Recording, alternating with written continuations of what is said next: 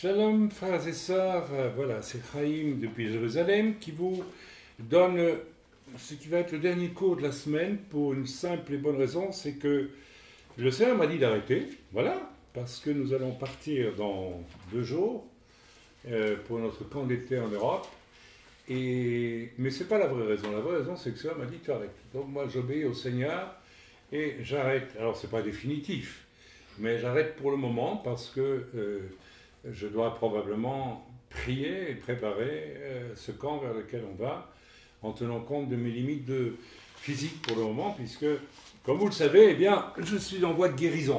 Je ne dis pas que je suis malade, mais je suis en voie de guérison. Alors, nous allons donc finir ce soir, et puis ce que nous avons commencé hier, puisque vous l'aurez remarqué, dans le cours d'hier, eh bien, la fin s'est terminée en queue de poisson, vous avez un blanc, parce que tout simplement, nous avions oublié de vérifier s'il y avait suffisamment de charge de batterie dans notre micro.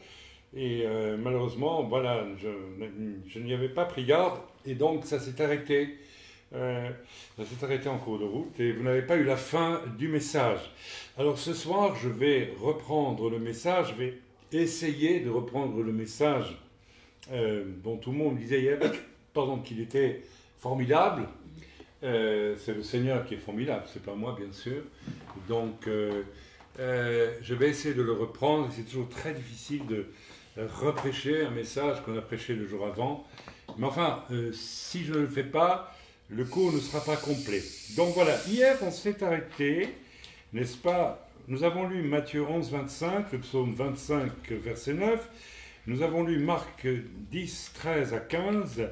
Nous avons beaucoup parlé de l'innocence et nous avons parlé, je pense, je ne sais pas si vous l'avez eu sur le message, si vous l'aurez sur le message, il y a quelque chose qui m'a beaucoup moi-même intéressé hier, que j'ai développé, le gouffre qu'il y a entre comment dire, le fait, quand on lit la parole, parce que nous allons lire un passage dans l'Écriture qui parle de manger la parole de Dieu, lorsqu'on lit la parole et que l'on est vraiment né de nouveau, eh bien, à un moment donné, on se rend compte qu'à travers la Bible que nous lisons, c'est Dieu qui, quelque part même, nous révèle ce qu'il veut nous révéler.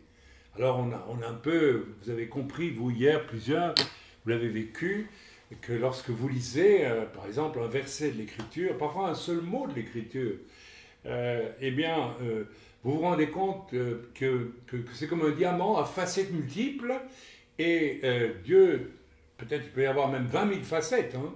Vous savez, les diamants de Dieu ne sont pas seulement à 3 ou 4 ou 10 facettes, et vous l'avez tous constaté, avec la même écriture, vous pouvez avoir 4, 5, 10 facettes, 20 facettes différentes, et c'est là que vous vous rendez compte que la Bible est un livre vivant. C'est un livre vivant parce que c'est Dieu lui-même. Et que nous avons étudié que tout a été fait par Christ et pour Christ. Hein. Donc même la parole de Dieu, la parole de Dieu, c'est d'ailleurs Christ lui-même. Il est le Verbe. Yeshua, c'est le Verbe. Donc la Bible que vous tenez en main, c'est d'abord un livre matériel avec des caractères. Et jusque-là, ça ne signifie rien pour vous. Mais si vous êtes né de nouveau et si l'Esprit de Dieu a accès à votre esprit, vous allez voir que c'est Dieu qui vous parle à travers cette Bible. Nous avons compris aussi, je pense qu'on en a parlé hier, je ne sais pas où on est arrivé exactement, c'est pour ça que je reprends un petit peu plus haut que là où je pense nous sommes arrivés hier. Nous avons compris aussi les dégâts immenses que peuvent faire le poison qui est en nous de l'arbre de la connaissance du bien et du mal. Je reviens dessus parce que on peut, et surtout quand on est jeune chrétien, si on est, et c'est quelque chose qui va concerner aussi des plus vieux chrétiens par après, c'est quelque chose que le diable essaiera toujours de ranimer dans notre vie. On peut par exemple comprendre beaucoup de choses par l'Esprit de Dieu, en lisant la Bible, être ébloui par ce qu'on lit, et puis à un moment donné, vouloir prendre le relais et vouloir comprendre par soi-même les choses. Alors, Et là, on peut entrer dans un système intellectuel pour essayer de comprendre la Bible par nous-mêmes. Et vous allez dire, mais c'est normal qu'on fasse ça. Non, justement, ce n'est pas normal du tout. Je vous ai parlé de l'arbre de la connaissance du bien et du mal hier. Je ne sais pas si on a été coupé avant ou après, mais je vais en parler un petit peu. C'est un arbre très particulier. Vous savez, il y avait deux arbres essentiels dans le jardin d'Éden. Il y avait un arbre de vie. Et il n'y a qu'un mot qui va avec cet arbre, c'est vie. D'accord? Lorsque vous lisez la Bible et que Dieu vous parle, en fait, vous avez accès à l'arbre de vie.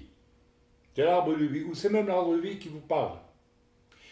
Il y avait un autre arbre qu'on appelle l'arbre de la connaissance, non pas d'une seule chose. Si ça avait été l'arbre de la vérité, il n'aurait pas existé, parce que l'arbre de la vérité, il fait partie de la vie. Jésus a dit, je suis le chemin, la vérité et la vie. Tout ça va ensemble. Ok? Donc en réalité, on peut avoir accès à l'arbre de vie, qui est Yeshua lui-même en réalité, ou à un autre arbre. Et cet autre arbre, il a une dualité. C'est l'arbre de la connaissance du bien et du mal. Alors, on ne va pas se focaliser sur le bien et le mal, puisqu'on a compris de toute façon tout le bien qu'on veut faire, comme mon fils l'a prêché le Shabbat dernier, ça veut rien, c'est nul, c'est pas bon. Donc, vouloir rendre service, hein, comme on te l'a fait remarquer, mon frère, tout ça, c'est la chair, c'est l'âme, et en voulant faire le bien, on fait même en fait le mal. Là, c'est moi qui ai tapé les mains, n'ayez pas peur. Amen. On fait le mal. Donc attention à tous vos bons sentiments, à tout ce que vous croyez être bien. Je fais ça pour faire bien. Eh bien, tu es en train de faire mal. C'est le message de Nathan, ce Shabbat dernier. Il suffit qu'on l'ait entendu, mais ça rentre par une oreille, ça sort par l'autre, et puis crac, on tombe dans le piège. Donc attention à ça.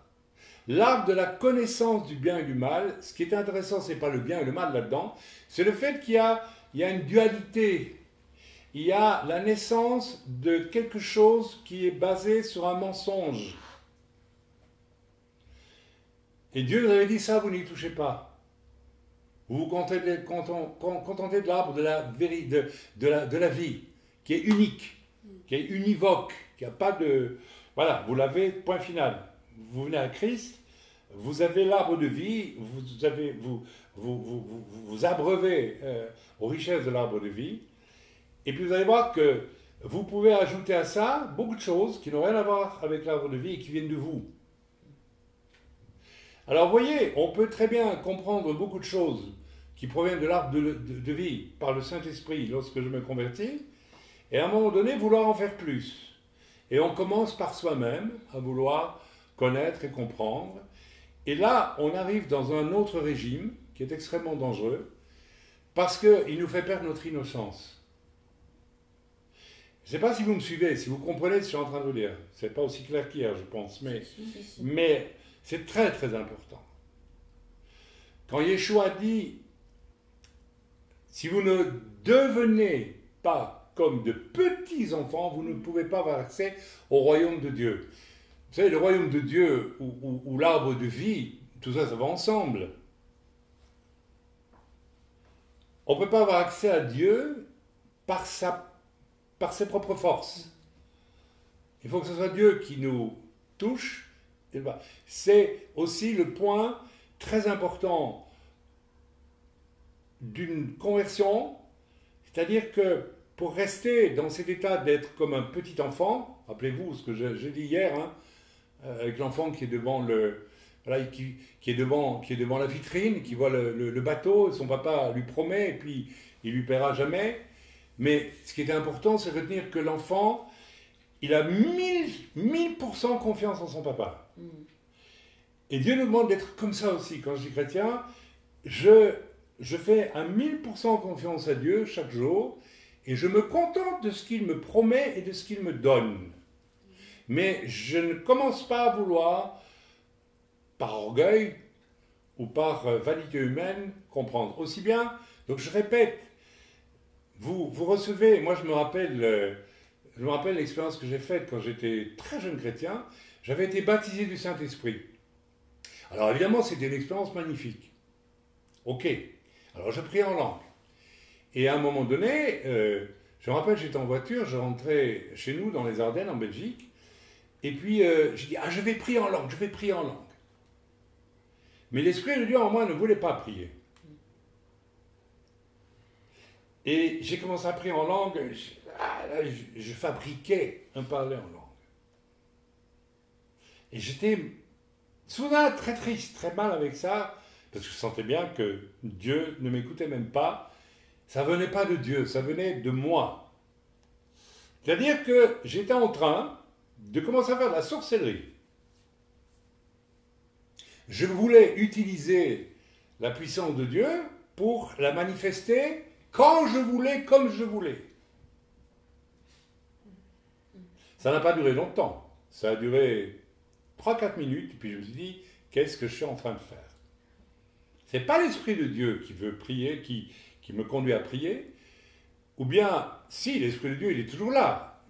Maintenant, je peux prier en langue quand je veux, et toute la journée, si je veux, je n'ai pas de problème, parce que je n'ai plus cette dimension de vouloir faire les choses. Vous voyez ce que je veux dire? Oui. Et par rapport à l'écriture, à la parole, nous devons faire très attention, parce que si nous quittons ce point d'innocence, si nous ne nous contentons pas de ce que Dieu nous montre, nous risquons aussi de nous dire « Ah, mais je comprends bien les choses, donc je vais y aller et je vais commencer à décrypter moi-même. » Ça va très vite. Ne dites pas que vous n'êtes pas concerné par ça. Si vous dites que vous n'êtes pas concerné par ça, vous êtes aveugle, parce que c'est quelque chose de fort qui a été normalement vaincu par Christ à la croix, mais que le diable va essayer de ramener dans vos vies. Donc c'est très, très, très important de prendre garde à ce besoin d'innocence. Alors, voilà, j'ai plein de notes que j'ai reprises par rapport à tout ce que j'ai dit hier, mais je vais essayer de... Voilà, alors je vais demander à Elisheva de lire ce passage de Matthieu 4,4 qui concerne ceux qui mangent la parole. Amen, vas-y. Jésus répondit, il est écrit, l'homme ne vivra pas de pain seulement, mais de toute parole qui sort de la bouche de Dieu. Voilà, de toute parole qui sort, non pas de ta compréhension, de ton ciboulot à toi quand tu lis la Bible, mais de la parole de Dieu. C'est toujours Emmanuel. Vous vous rappelez Emmanuel? C'est Gott mit uns, mais c'est Emmanuel, Dieu vient vers moi. C'est pas moi qui peux... voilà. Ok. Relis-le ce verset parce qu'il est important. Jésus répondit, il est écrit, l'homme ne vivra pas de pain seulement, mais de toute parole qui sort de la bouche de Dieu. Alors j'ai presque envie de dire ici que certains chrétiens mangent du pain religieux fabriqué par eux, mais ils n'entendent plus la voix de Dieu. Je connais des gens qui ont étudié la Bible à fond, c'est devenu leur nourriture. Ils mangent ça intellectuellement, mais en réalité, Dieu ne leur parle jamais. Et ils croient qu'ils sont des spécialistes, c'est le problème de certains théologiens, hein, qui perdent de plus en plus.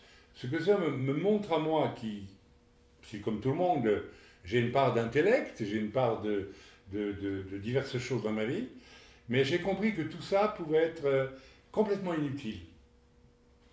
Et que ma seule ressource, moi aussi, c'est d'être au pied du Seigneur tous les jours comme un enfant, un petit enfant, pour entendre sa voix.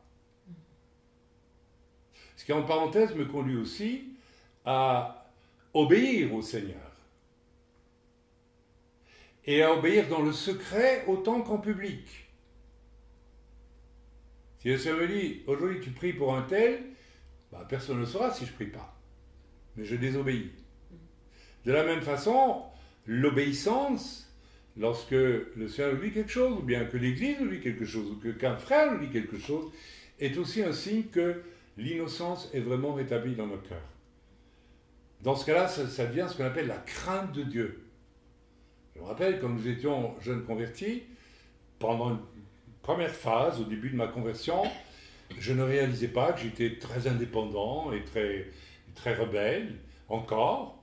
Et puis, il a fallu que je ramasse des sacrées claques pour que je me rende compte que j'avais à apprendre le respect et l'écoute de Dieu et aussi du serviteur que Dieu a mis dans ma vie.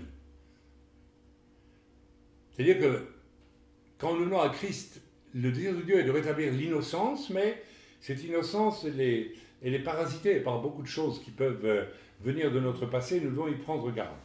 Alors, Elie a dit, l'homme ne vivra pas de pain seulement, mais de toute parole qui vient de la bouche de Dieu. Est-ce que votre Bible a une forme de bouche? Répondez-moi. Non. Bon, non, c'est difficile à répondre. Alors répondez. Non. Vous ne soyez pas timide. Bon, moi je ne crois pas, la mienne non plus. Ce n'est pas une bouche, c'est un livre. Alors qu'est-ce que ça veut dire la bouche de Dieu? Ça veut dire que lorsque tu lis ta Bible, c'est la bouche de Dieu qui te donne de la nourriture. C'est un peu comme les mamans oiseaux qui viennent donner la nourriture aux oisillons. Et qu'est-ce qu'ils font les oisillons? Ils mangent. Vous avez vu les petits oisillons dans les nids? Ils ont les becs archi ouverts, tellement ouverts, on se demande s'ils arriveront à le refermer. Et la mère, elle pousse la nourriture dans le gosier. Et ça, c'est très, très, très, très important. En dehors de ça, imaginez un oisillon qui se dit, ouais, moi je vais aller faire un petit tour à la Macolette. Macolette, c'est magasin en hébreu. Je vais acheter des chips, maman ne saura rien, et je remonte dans le nid. Vous n'avez jamais un oisillon qui fait ça. Mais les humains, ils font ça. Vous avez des gens qui se convertissent, et puis ils découvrent 2-3 vérités grâce au Saint-Esprit, grâce au Saluteur qui prêche, et puis ils y vont. Moi, je suis intelligent, je vais acheter mes chips moi-même, je vais faire ma petite doctrine à moi. Vous avez carrément maintenant des gens qui vous disent, moi, je ne veux rien entendre, j'écoute tout ce que tu dis, mais je ferai quand même tout ce que je peux. On ne sait pas où on va comme ça. J'imagine dans un sous-marin, il y a un capitaine qui a un plan de navigation pour 1 mois dans le sous-marin, et puis il dit à son équipage, on fait comme ci, on fait comme ça, on va là, l'objectif c'est ça, et tout le monde sort avec sa bouée pour aller pêcher des crabes, ou bien pour aller parler avec les ennemis, ou faire... On est dans cette situation-là aujourd'hui. C'est à un tel point que le Seigneur m'a dit, quand tu vois ça, tu t'occupes plus des gens. Tu t'en occupes plus. Ça ne sert plus à rien de s'occuper de gens qui ne veulent pas, n'est-ce pas, qui ne veulent pas, qui quittent ce terrain de l'oisillon qui ouvre. Et vous savez, cet oisillon qui ouvre sa bouche toute grande, c'est encore moi aujourd'hui. De la même façon, quand je me lève le matin, la première chose que je fais, j'ouvre ma bouche toute grande, je dis Seigneur, qu'est-ce que tu veux? Parle-moi. Je t'écoute. Je vais prier, je vais lire la Bible. Ce matin, je suis un psaume magnifique. Magnifique d'encouragement. Très personnel. Ok? Parce que je viens au Seigneur comme un petit enfant. Et pas comme un gros malin. Il y a beaucoup de gros malins aujourd'hui. Ils sont gros, je ne sais pas s'ils sont très malins.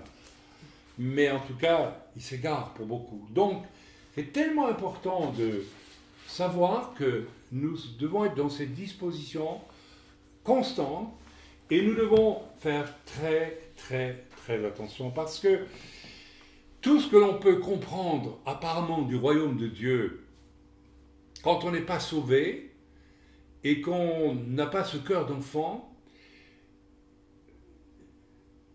fait qu'on ne comprend rien du tout au royaume de Dieu.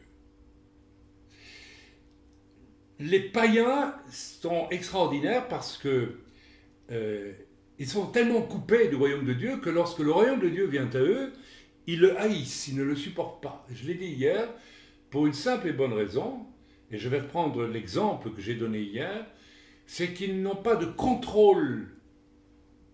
L'arbre de la connaissance du bien et du mal, oubliez le bien et le mal, c'est l'arbre de la connaissance. Je vais connaître. Lorsque Satan vient trouver Ève, il lui dit « Est-ce que Dieu a vraiment dit que ?» Sous-entendu, Dieu te cache quelque chose. Il y a quelque chose que tu peux connaître, et si tu m'écoutes, tu deviendras comme Dieu. C'est exactement ce qui se passe, qui peut se passer même dans le cœur d'un chrétien, lorsqu'il perd son innocence. Par exemple, si vous avez un ministère de prophète. Moi, j'ai rencontré des prophètes qui, dès le départ, presque de leur ministère, ont perdu leur innocence. Pourquoi? Parce que Dieu leur a donné quelque chose de l'ordre du ministère de prophète. Et ils enchaînent tout de suite avec « je vais faire carrière avec mon ministère de prophète ». C'est-à-dire que je vais prendre en main mon ministère et je vais le développer. Mes amis, c'est pas aussi anodin que ça, et c'est quasiment le piège dans lequel tombent des centaines et des centaines et des centaines de personnes aujourd'hui. Du coup, des 5 ministères d'apôtres, prophètes, évangélistes, pasteurs, docteurs, qui sont des services, qui sont normalement des fonctions dans l'Église, qui servent à aider le corps à grandir à la mesure de la stature de Christ, mais pour que ces ministères puissent vraiment aider le corps à aller à la mesure de la stature de Christ, il faut qu'ils soient d'une humilité, mais absolue. Il faut qu'ils soient d'une innocence totale. Un vrai prophète est quelqu'un qui tous les jours se replace devant Dieu comme s'il n'avait jamais prophétisé. Un véritable enseignant est quelqu'un qui se replace tous les jours devant Dieu comme s'il n'avait jamais enseigné. Je ne sais pas si vous comprenez ce que je suis en train de vous dire. Un véritable pasteur est quelqu'un qui se replace devant Dieu tous les jours comme s'il n'avait jamais, j'allais dire pasteurisé, mais ça revient un peu à ça au fond. Etc., etc. C'est la même chose pour un apôtre, c'est la même chose pour un docteur. Ok? Mais on peut très vite quitter ce terrain de l'innocence et ne plus être cet oisillon à bouche ouverte qui reçoit chaque jour. Ton ministère de prophète, c'est tous les jours que tu le recommences. Ton appel, ton service de diacre, c'est tous les jours. Ta vie chrétienne, c'est tous les jours que tu la recommences. Je ne dis pas que tu n'es pas sauvé, entendons-nous bien. Mais il faut absolument préserver cette innocence. Je vais vous donner 2 témoignages qui vous montrent à quel point, eh bien, n'est-ce pas, cette absence d'innocence et l'innocence que l'on a en Christ sont absolument irréconciliables. C'est aussi irréconciliable que le paradis et l'enfer. Ce sont deux choses qui ne vont absolument pas marcher ensemble. Je vous donne un exemple. Vous le savez, j'étais un acteur, comédien en Belgique, et puis, bref, ailleurs, on ne va pas rentrer dans les détails. Et le dernier spectacle dans lequel j'ai joué, juste avant ma conversion, et je me suis converti, j'ai accepté Christ, alors que je jouais ce spectacle. Ce théâtre était ce qu'on appelait un théâtre subventionné en Belgique. Pourquoi subventionné? Eh bien, parce que le metteur en scène et directeur du théâtre était the vedette à la mode à l'époque. C'était, n'est-ce pas, l'homme de théâtre, vraiment, qui avait été étudié, le théâtre chez Barba en Suède, ça ne vous dit rien? C'est peut-être un peu barbant même, mais ça ne fait rien. Alors Barba, c'était le théâtre corporel du plan K et tout ça à Bruxelles. C'était vraiment les recherches les plus sophistiquées. Et on y croyait, et on trouvait ça... C'était très compliqué, vous savez, c'était très sophistiqué, c'était... Voilà. Et en plus, on mettait en scène des textes classiques. Je me rappelle le dernier, c'était Madame Bovary de Flaubert. Alors, Madame Bovary de Flaubert, c'est pas une pièce de théâtre, c'est un roman. Donc, comment est-ce qu'on met en scène un roman? C'est très compliqué. Il faut s'imprégner du livre, n'est-ce pas? Très, très, très profondément. Il faut réfléchir aux tenants, aux aboutissants de ce roman. Alors, tout ça, c'est très intellectuel. Et puis après, il faut générer pendant 3-4 mois des improvisations pour essayer de construire des moments de spectacle. C'est très sophistiqué, c'est très compliqué, c'est très... Alors tout le monde est là, attention là, c'est quelque chose, oh là là, c'est extraordinaire. C'est l'arbre de la connaissance. Dans le domaine artistique, on peut vouloir faire des choses de par soi-même qui vont épater, qui vont épater, qui vont épater. Ça peut être dans toutes sortes de domaines. Je l'ai dit hier, je le redis, une des façons dont le diable a essayé de ramener cet esprit de l'arbre de la connaissance du bien et du mal et de la valeur qu'on apporte à sa propre intelligence ou sa propre sensibilité, à tout ce que vous voulez, en dehors d'être vierge quand on aborde les choses de Dieu tous les jours, c'était la poésie. Moi, j'écrivais de la poésie avant, Et bien sûr, j'avais fréquenté les salles de poésie où, figurez-vous, on m'avait dit, j'ai honte de le dire aujourd'hui, mais que j'étais un génie parce que j'écrivais des choses fantastiques. Et puis, finalement, avec le recul, bon, bah, vous savez, tout le monde se prenait pour un génie là-dedans. Hein. Alors, il y avait des gens pas bêtes du tout, mais enfin, de là à dire des génies.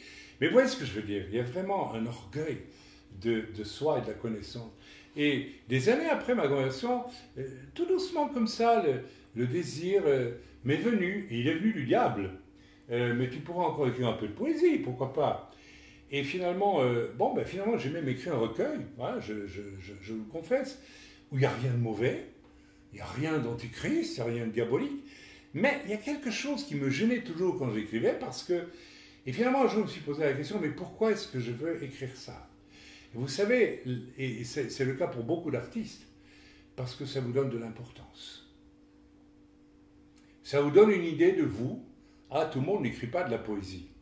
Et puis, toi, tu l'as lu. Ah, peut-être que tu as trouvé ça rasoir, je n'en sais rien. Tu as trouvé ça beau? Elle l'a trouvé beau. Allez, alors c'est beau, d'accord. Mais est-ce que le fait d'écrire quelque chose de beau, qui n'est pas inspiré par Dieu, enfin, je ne sais pas s'il n'y avait pas de choses inspirées par Dieu là-dedans, mais ce que je veux vous faire comprendre, c'est que derrière tout ça, il y avait l'idée, moi je fais quelque chose que tout le monde ne fait pas. Ce n'est pas ce que je croyais. Mais le diable aurait aimé que je le croie. Donc j'ai arrêté. J'espère que... Ok, je me fais comprendre. Je reviens au théâtre. Alors qu'est-ce qui s'est passé le jour où on a fait ce spectacle ultra sophistiqué? Et moi, je jouais toujours dans des spectacles très sophistiqués et très de pointe, comme on dit. Et puis, vous savez, il y a toute une éducation, je dirais, dans la critique, etc. Ah, c'est extraordinaire, ceci et cela, etc. Et voilà que j'accepte le Seigneur et j'arrive un jour au théâtre. Et j'entre au théâtre le lendemain, 2 jours après ma conversion. Et il y avait une comédienne qui était aussi la maîtresse du metteur en scène et du directeur de théâtre, qui était vraiment une personne qui n'avait qu'une ambition. En plus, elle était petite de taille et ça lui posait un problème. Et dans toute sa façon de jouer, elle voulait toujours montrer qu'elle était une super actrice. Il n'y a rien de pire que les gens qui veulent montrer qu'ils sont quelque chose de bien. Ils ne font que montrer qu'ils font beaucoup d'efforts et ils usent de l'énergie pour rien. Hein. Et elle était vraiment dans ce cas de figure et elle jalousait un petit peu, sans l'avouer, hein, toutes les autres personnes qui étaient... Moi, je mesure 1m88, alors évidemment, son amant, directeur de théâtre, était beaucoup plus petit que moi. Tout ça, ça joue. Vous savez, même la taille, la beauté, tout ça, les gens, ils jouent avec ça. Tout ça, c'est l'arbre de la connaissance du bien et du mal, la connaissance de moi qui me donne de la valeur. Et alors, j'arrive au théâtre, elle vient vers moi, c'était la première, et elle me dit, mais qu'est-ce que tu as aujourd'hui? Elle me dit, tu es beau. Elle me dit, rassurez-vous, je ne suis pas un premier prix de beauté, mais le Seigneur m'avait sauvé. Et je lui réponds, oui, Jésus m'a sauvé. Je suis devenu un enfant de Dieu. Elle me regarde, elle fait demi-tour en hurlant, et elle va crier auprès du metteur en scène, Michel, il est devenu fou. Tu te rends compte, espèce... Je sentais la haine, la colère. La haine. La colère. Et avec le recul, je me suis posé la question, parce que moi je suis resté très calme. J'étais sur mon nuage apparemment, et pas du tout même perturbé par sa colère. Je m'en fichais complètement, parce que j'étais passé de l'autre côté de la vitre, et je connaissais le royaume de Dieu. Et je voyais qu'elle ne pouvait pas le comprendre. Mais la différence entre elle et moi, c'est que moi, j'étais plein d'amour et de paix, et elle était pleine de colère. Alors la journée que j'ai passée, parce qu'on devait répéter, hein, c'était mon dernier contrat, je devais le faire, j'avais signé un contrat, donc j'ai joué ce spectacle, c'était une des dernières fois, et on répétait à Bruxelles, et qu'est-ce que j'allais dire? Alors, finalement, pendant la journée, c'était horrible, je me rappelle, on est allé, après les répétitions, sur la grande place de Bruxelles, je ne sais plus pourquoi, et à l'entrée de la grande place de Bruxelles, il y a un immense crucifix avec Jésus crucifié, et on entendait sa voix jusqu'au fond de la grande place de Bruxelles, le directeur de théâtre qui hurlait devant moi, « C'est ça ton Dieu, regarde, tu n'as pas honte d'adorer ça !» Et moi, je ne pouvais même pas lui répondre. Ce que je retiens comme leçon de ça, c'est que cet homme qui était adulé par tout le monde du théâtre belge et à l'étranger aussi, qui était vraiment quelqu'un de connu. Nous avons été invités à jouer à Milan, sélectionnés comme meilleur spectacle européen de l'année, rendez-vous compte. Mais cet homme ne pouvait qu'avoir de la haine et de la colère devant quelque chose auquel il ne pouvait pas avoir accès. Et le fond du fond du fond, son problème, est qu'il se trouvait devant quelque chose sur quoi il n'avait aucune prise. Il n'avait aucun contrôle. Il ne pouvait pas faire quelque chose avec ça. Pour lui, c'était une imbécilité. Je crois qu'il n'a même pas eu le temps de réfléchir pour voir ce qu'il y avait là-dedans, dans ce que je vivais. Et vous voyez, ça, c'est exactement ce qui se passe lorsque l'on est dépendant de l'arbre de la connaissance du bien et du mal. On n'est plus au niveau de l'arbre de vie, c'est-à-dire qu'on vit avec celui qui est la vie, c'est Christ. Maintenant, on est au niveau de l'arbre de la spéculation, où je veux toujours avoir mes idées et maîtriser les choses et les comprendre. Bon, je ne suis, j'espère, pas trop égaré en essayant de vous réexpliquer tout ce que j'ai expliqué hier. Alors, nous devons faire très... Je vous ai donné un autre témoignage aussi hier. Est-ce que ça va? Je répète à peu près ce que j'ai dit hier. Oui, ça va, c'est combien? Les fameux 2 bons hommes de l'évangélisation que nous avons connus il y a 36 ans à peu près en France. C'était notre première évangélisation en France. Nous venions de Belgique avec ma petite famille. Tous mes garçons étaient hauts comme 3 pommes. Ma femme, et puis nous étions... elle n'était même pas tous nés. Ah voilà, elle n'était même pas tous nés. Voilà. Et puis nous avons évangélisé dans une ville de France. Bref, on était en rue, on évangélisait avec l'autorisation de la mairie et tout. Et on a mené des combats terribles parce que les satanistes, il y avait des satanistes, et ils ont été détectés comme tels qui venaient arracher nos banderoles la nuit. Là, on faisait des réunions dans un local, mais on évangélisait aussi en rue. Et à un moment donné, je me trouve d'un côté de la rue, je prêche, les gens passaient plus ou moins indifférents, certains écoutaient un peu, et 2 messieurs s'arrêtent en face de moi, et des Français. Je ne peux pas vous expliquer pourquoi je sais que c'est des Français, mais les Français, on les connaît tout de suite. Il y a une façon de se vêtir, une façon de se tenir. Ils étaient un peu gris comme ça, excusez-moi pour les Français, hein. Mais c'était vraiment des Français, c'est-à-dire des gens qui ont élevé, n'est-ce pas, l'art du raisonnement très haut et qui savent toujours débattre, n'est-ce pas, pour faire valoir leurs idées. Ils sont, alors c'est un des grands problèmes de la France, l'orgueil de la connaissance et le siècle des Lumières et le fait que le débat d'idées va amener la lumière alors qu'il n'amène que rien du tout, aucune lumière en général. Il suffit d'aller sur une émission de TV française où il y a des journalistes qui parlent entre eux. Eh bien, on n'entend plus rien au bout de 5 minutes parce que tout le monde parle. En fait, il y a pas de... Tout le monde est tellement malade de cet arbre de la connaissance du bien et du mal et du fait de pouvoir travailler avec ses propres idées qu'il n'y a aucune place pour l'écoute de rien du tout. Alors Dieu, encore moins. Et ces 2 messieurs étaient en face de moi et reflétaient vraiment cet état d'esprit, n'est-ce pas, du siècle de la raison raisonnante, de la laïcité et de tout ce qui s'ensuit. Je ne vais pas développer trop. Et à un moment donné, le Seigneur me dit, tu traverses la rue et tu vas leur parler. Alors je suis allé les trouver, et puis je n'ai pas pu leur parler. Parce qu'ils m'ont dit, vous savez, on vous a écouté, mais... Et voilà qu'ils se lancent dans 20 minutes de monologue, sans me laisser parler. Et puis c'est très bien comme ça, parce que Dieu me dit de me taire. Là, j'étais comme l'oiseau avec le bec ouvert, là, vous voyez. J'étais l'innocent, moi j'ai écouté en toute innocence. Je n'ai pas laissé mon intellect ou mes arguments vouloir leur répondre, ça n'aurait servi à rien. Je serais allé avec la force de ce fameux arbre de la connaissance du bien et du mal aussi, avec mes propres arguments. C'est très important, quand vous évangélisez, de ne pas vouloir convaincre les gens. Non, ça ne sert à rien. Ce qu'il faut faire, c'est leur laisser dire toutes leurs bêtises et écouter ce que le Seigneur a à vous dire. Peut-être que même le Seigneur vous dira, ne dis rien. Vous savez, on croit toujours qu'on est obligé, quand on évangélise en rue, de parler aux gens. Peut-être que Dieu nous dit, ne dis rien du tout. Vous savez, vous n'imaginez pas l'effet que ça peut faire à quelqu'un qui vous parle pendant 20 minutes de la raison pour laquelle il ne veut pas croire en Dieu, et puis vous l'écoutez 20 minutes, et puis à un moment donné, Dieu vous dit, tourne-toi et pars. Vous allez dire, le bonhomme qui vous a parlé pendant 20 minutes, il ne m'a même pas répondu. peut-être qu'il va s'effondrer intérieurement et dire, mais parce que je vais peut-être raconter que des bêtises. Vous ne savez pas. Donc il faut avoir toujours cet état d'esprit d'être innocent devant Dieu. Et j'étais devant ces deux messieurs, très intelligents, n'est-ce pas? Et alors, au bout de 20 minutes, ils n'avaient plus rien à me dire parce qu'ils avaient beaucoup parlé.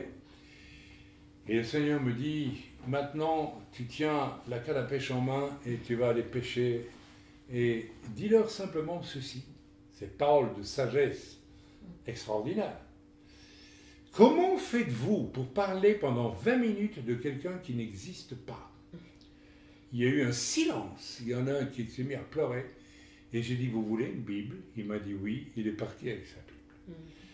Ça veut dire que ce qui s'est passé là, c'est que le royaume de Dieu, l'arbre de vie, a pris le dessus sur l'arbre de la connaissance dans le cœur de cet homme. Grâce à cette parole de sagesse. Mais les deux mondes sont irréconciliables. Et normalement, si vous êtes venu à Christ, vous faites partie de... Vous êtes revenu à l'arbre de vie, mais attention, le diable va essayer très souvent de vous ramener très subtilement vers des choses qui vont que vous croyez être légitimes. Rappelez-vous le fameux parler en langue. Hein. Voilà, et j'ai compris, c'est la seule fois où j'ai compris que je voulais utiliser le parler en langue par moi-même. Et c'était plus Dieu qui activait la chose en moi. Eh ben, vous savez, c'était le commencement d'une sorcellerie en fait. Et heureusement, j'ai compris très vite, j'ai arrêté. C'est-à-dire que l'orgueil de l'arbre de la connaissance en moi voulait activer artificiellement les choses de Dieu. On peut faire la même chose en lisant la Bible. On peut lire la Bible et vouloir soi-même construire des raisonnements, etc., etc. Et ça va très vite. Alors je vous en supplie, c'est tout le focus de l'enseignement d'aujourd'hui. S'il vous plaît, redevenez tous les jours innocents devant Dieu. Et là, si vous êtes innocent devant Dieu, Dieu va vous révéler des choses absolument exceptionnelles. Mais plus vous voudrez par vous-même comprendre les choses, j'espère que je me fais comprendre, parce que c'est très délicat à expliquer ça. J'ai peur qu'il y ait des gens qui ne comprennent pas ce que je suis en train de dire ici. Donc c'est extrêmement important. Les deux univers sont absolument irréconciliables. Vous savez, je pourrais vous citer des tonnes d'exemples concernant les chrétiens qui se laissent finalement avoir par l'ennemi. Je vous donne un exemple parce qu'il est classique pour moi. Je vous ai déjà raconté comment je n'ai jamais cherché à comprendre, parce que Dieu ne m'a pas invité à le faire, le problème de l'unité du Père, du Fils et de l'Esprit, qu'on appelle la Trinité. Appelez ça comme vous voulez, je m'en fiche. Parce qu'il y a des gens qui appellent ça comme ça, comme ça, comme ça. Par contre, j'ai toujours été étonné de lire, accidentellement, parce que, vous savez, en 35 ans, on lit beaucoup de choses, des choses incroyables qui tentent d'expliquer qu'ils sont trois en un, etc. Alors vous avez des gens qui se lancent dans des théologies, comment expliquer ça, mais immenses. Et ils commencent par dire une chose au début, et quand vous arrivez à la fin, après 42 pages, ils disent exactement le contraire. J'ai connu comme ça un énergumène qui est venu prêcher chez nous, et qui voulait absolument, c'était... Alors ça, c'est le fameux syndrome des racines juives.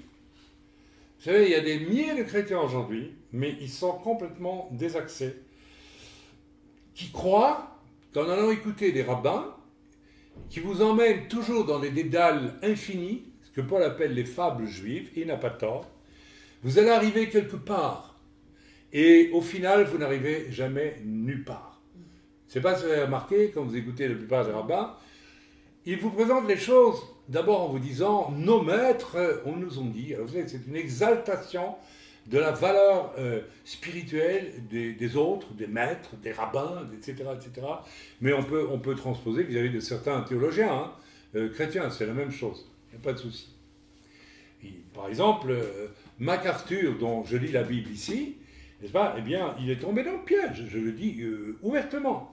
Pourquoi? Parce que MacArthur est très intéressant, parce que les commentaires archéologiques qu'il fait sont très bien faits, mais alors, il vous fait de ces commentaires effrayants quand il vous dit que les dons de l'esprit et les ministères, c'était juste pour le début de l'Église. Après, ce n'est plus biblique. Je ne sais pas où il est allé chercher ça. Je sais où il est allé chercher ça. Il est allé chercher ça dans des milieux où on enseigne cela, pour la simple et bonne raison que le Saint-Esprit n'est plus présent dans ces milieux depuis longtemps. Ce sont des milieux évangéliques complètement construits sur du religieux, c'est-à-dire sur l'arbre de la connaissance du bien et du mal, et plus du tout sur la conversion et l'innocence. Alors, dans ces milieux, n'est-ce pas, on va vous enseigner à fond la Bible, mais la Bible ne vous enseigne plus rien du tout. Je ne sais pas si vous me suivez.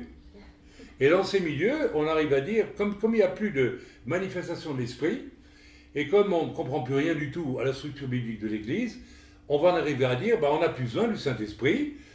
Alors on ne dira pas ça, on dira, mais non, il n'y a plus de guérison, il n'y a plus de miracle aujourd'hui, il n'y a plus rien du tout. Il y a 9 dons spirituels que l'apôtre Paul décrit très clairement dans la Brida d'Achat, mais eux, ils décident que... Vous voyez, voilà comment on s'égare. Alors je reviens maintenant à tous ceux qui s'intéressent. Alors attention, il faut faire la part des choses. C'est évident que nous devons connaître nos racines juives, mais nous ne devons pas tomber dans le piège de penser que par nos propres forces, nous pourrons construire je ne sais quelle nouvelle religion à partir des racines juives. Les racines juives, sans l'innocence qui est requise pour, n'est-ce pas, marcher avec Dieu, n'est-ce pas, comme des petits oiseaux qui ouvrent tout le grand leur bec dans l'innocence tous les jours, c'est le piège des racines juives. Sans ça, c'est le piège absolu. Ok? D'ailleurs, allez écouter n'est-ce pas, les rabbinim, et vous vous rendrez compte que, eh bien, oui, il y a des milliers de chrétiens aujourd'hui qui, quelque part, ne sont pas vraiment nés de nouveau, sont insatisfaits, et qui se tournent maintenant vers ces choses, n'est-ce pas, où on les emmène dans des domaines, mais je vous assure, il faut fuir ces choses, mes amis, il faut les fuir et les fuir et les fuir. Cherchez d'abord le royaume de Dieu et sa justice, et tout le reste vous sera donné en plus. Et beaucoup de gens, ils commencent, tout le reste, je le veux d'abord, et puis le royaume des cieux, on verra plus tard. Et la justice de Dieu, c'est que tous sont pécheurs, sont privés de la gloire de Dieu, mais Dieu a tant aimé le monde qu'il a donné son Fils unique. Et c'est vrai pour les rabbins, comme pour les gens qui s'intéressent aux racines juives, comme c'est vrai pour l'humanité entière, comme pour un Esquimau qui n'a jamais ouvert une Bible au fond du pôle Nord. Amen, c'est tellement important. Alors attention aux tentatives, n'est-ce pas, par lesquelles l'ennemi veut vous reconnecter sur l'arbre de la connaissance. Le judaïsme orthodoxe aujourd'hui, je suis désolé de vous le dire, c'est un judaïsme de la connaissance. Et qui vous fait croire que sans cette connaissance, vous n'êtes rien. Et puis si vous les écoutez, vous écoutez, et il y a des choses intéressantes à gauche et à droite, et à un moment donné, vous dites toujours, mais ils nous mènent où? Ah mais non, vous comprendrez plus tard. Il faut que vous soyez initiés. C'est cet ordre-là, hein. Il faut m'écouter pendant 20 ans, après tu commenceras peut-être à comprendre. Moi je sais une chose, le jour où j'étais perdu, je savais que j'allais en enfer, quand Yeshua est entré dans ma vie a été changée, Dieu me nourrit depuis 40 ans maintenant, tous les jours de façon extraordinaire, et je me rends compte que le diable a essayé plus d'une fois d'essayer de me ramener vers l'arbre de la connaissance du bien et du mal, et de la connaissance aussi. Oublions le bien et le mal, juste la connaissance, l'orgueil de la connaissance. Dites-moi, franchement, n'est-ce pas, ce que font la plupart des rabbins aujourd'hui, ils sont tellement dans cette dimension de l'arbre de la connaissance que si vous osez les contredire, eh bien, vous allez avoir affaire à des gens qui vont se fâcher sur vous. Ou qui vont dire il faut les écarter. Il faut vous écarter, etc., etc. Donc attention, je l'ai dit hier, le diable vient... Alors attention, même avec nos racines juives, il faut les connaître, il faut étudier ce qui est à étudier dans ce domaine-là, mais il faut savoir faire, à partir du moment où mon innocence commence à être mise de côté au profit d'un savoir, je commence à tomber dans un piège. Le diable est extrêmement rusé et capable de vous entraîner loin.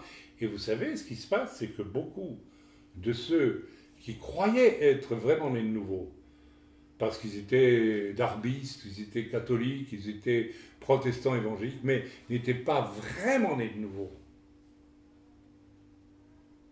Mais qui confessaient quand même que Jésus était Seigneur,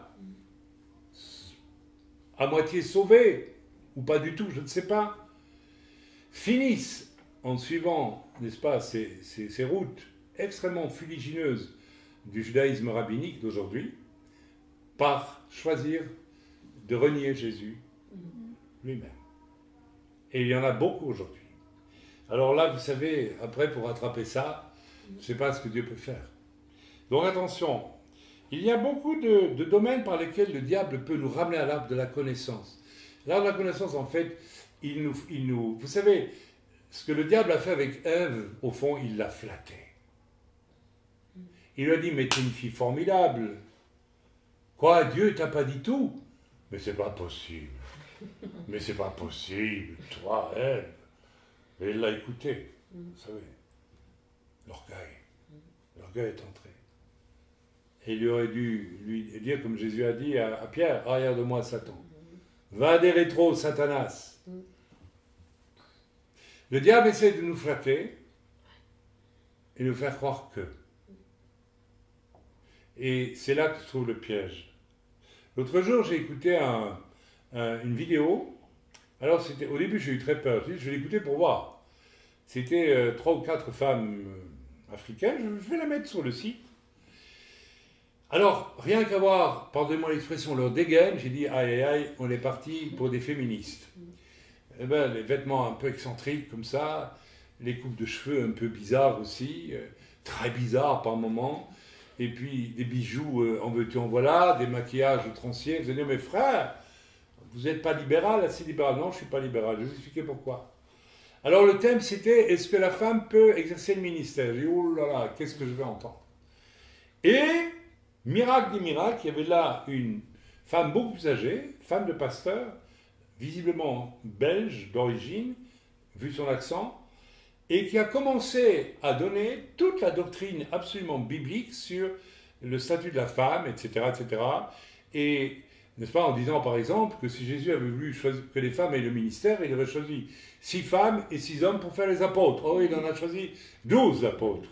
Et il n'y avait pas une femme dans le lot. Je suis désolé, il était, sans doute, oui, bon, je ne vais pas le dire parce que il était contre les femmes. On appelle ça misogyne, n'est-ce pas?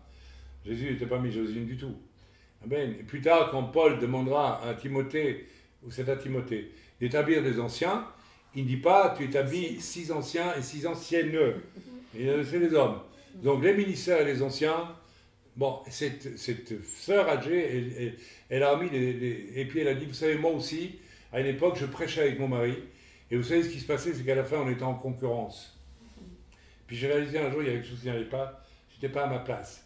Et quand j'ai arrêté de prêcher, j'ai senti la sécurité qui venait dans ma vie. Elle parle de tout ça très bien. Mais alors, la chose intéressante, c'est la figure des 4 autres, n'est-ce pas, qui, elles étaient obligées d'être d'accord, parce que la sœur âgée disait vraiment ce qui sort de l'arbre de vie, qui est la parole de Dieu. Elle a dit, moi je cite la parole de Dieu. Non, nous n'avons pas prêché, nous ne sommes pas appelés au ministère, nous avons une position particulière dans la Bible en tant que femme, et nous devons vivre cette position. Je ne rentre pas dans les détails, etc., etc. Je vais le mettre sur le site.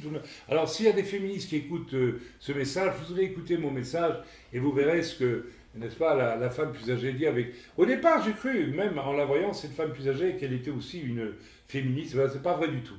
Mais alors, en regardant les autres, au fur et à mesure que la plus ancienne parlait, je voyais quand même leur visage qui se crispait un peu. Je voyais dans leurs yeux une petite déception quand même. On aurait aimé qu'il y ait quelque chose quand même. Hein? Et puis finalement, elles étaient obligées d'admettre que... Mais au fond de leur cœur, l'arbre de la connaissance, n'est-ce pas, les titillait. Elles auraient voulu qu'il y ait autre chose. Et... finalement, c'était effrayant parce que la femme plus âgée était plus sobre, quoique elle avait aussi des bijoux et des bijoux. Mais ces femmes avaient des bijoux, ces femmes avaient un maquillage outrancier, une attitude aussi qui n'était pas biblique, puisque voilà, on ne voyait pas la simplicité ni le cœur d'enfant chez ces femmes. On ne voyait pas ça du tout. Il y en avait une notamment qui était très grande et très fière, avec une chevelure très haute comme ça, et puis avec un long visage, et puis maquillée avec un rouge à lèvres couleur raisin d'automne, vous voyez ce que je veux dire? Alors c'était très... Et puis on voyait très bien, malgré tout, qu'elles étaient obligées d'admettre que la parole de Dieu disait la vérité, mais au fond, il y avait quelque chose de rébellion qui venait de là. Elles étaient, au fond d'elles-mêmes, le diable les flattait.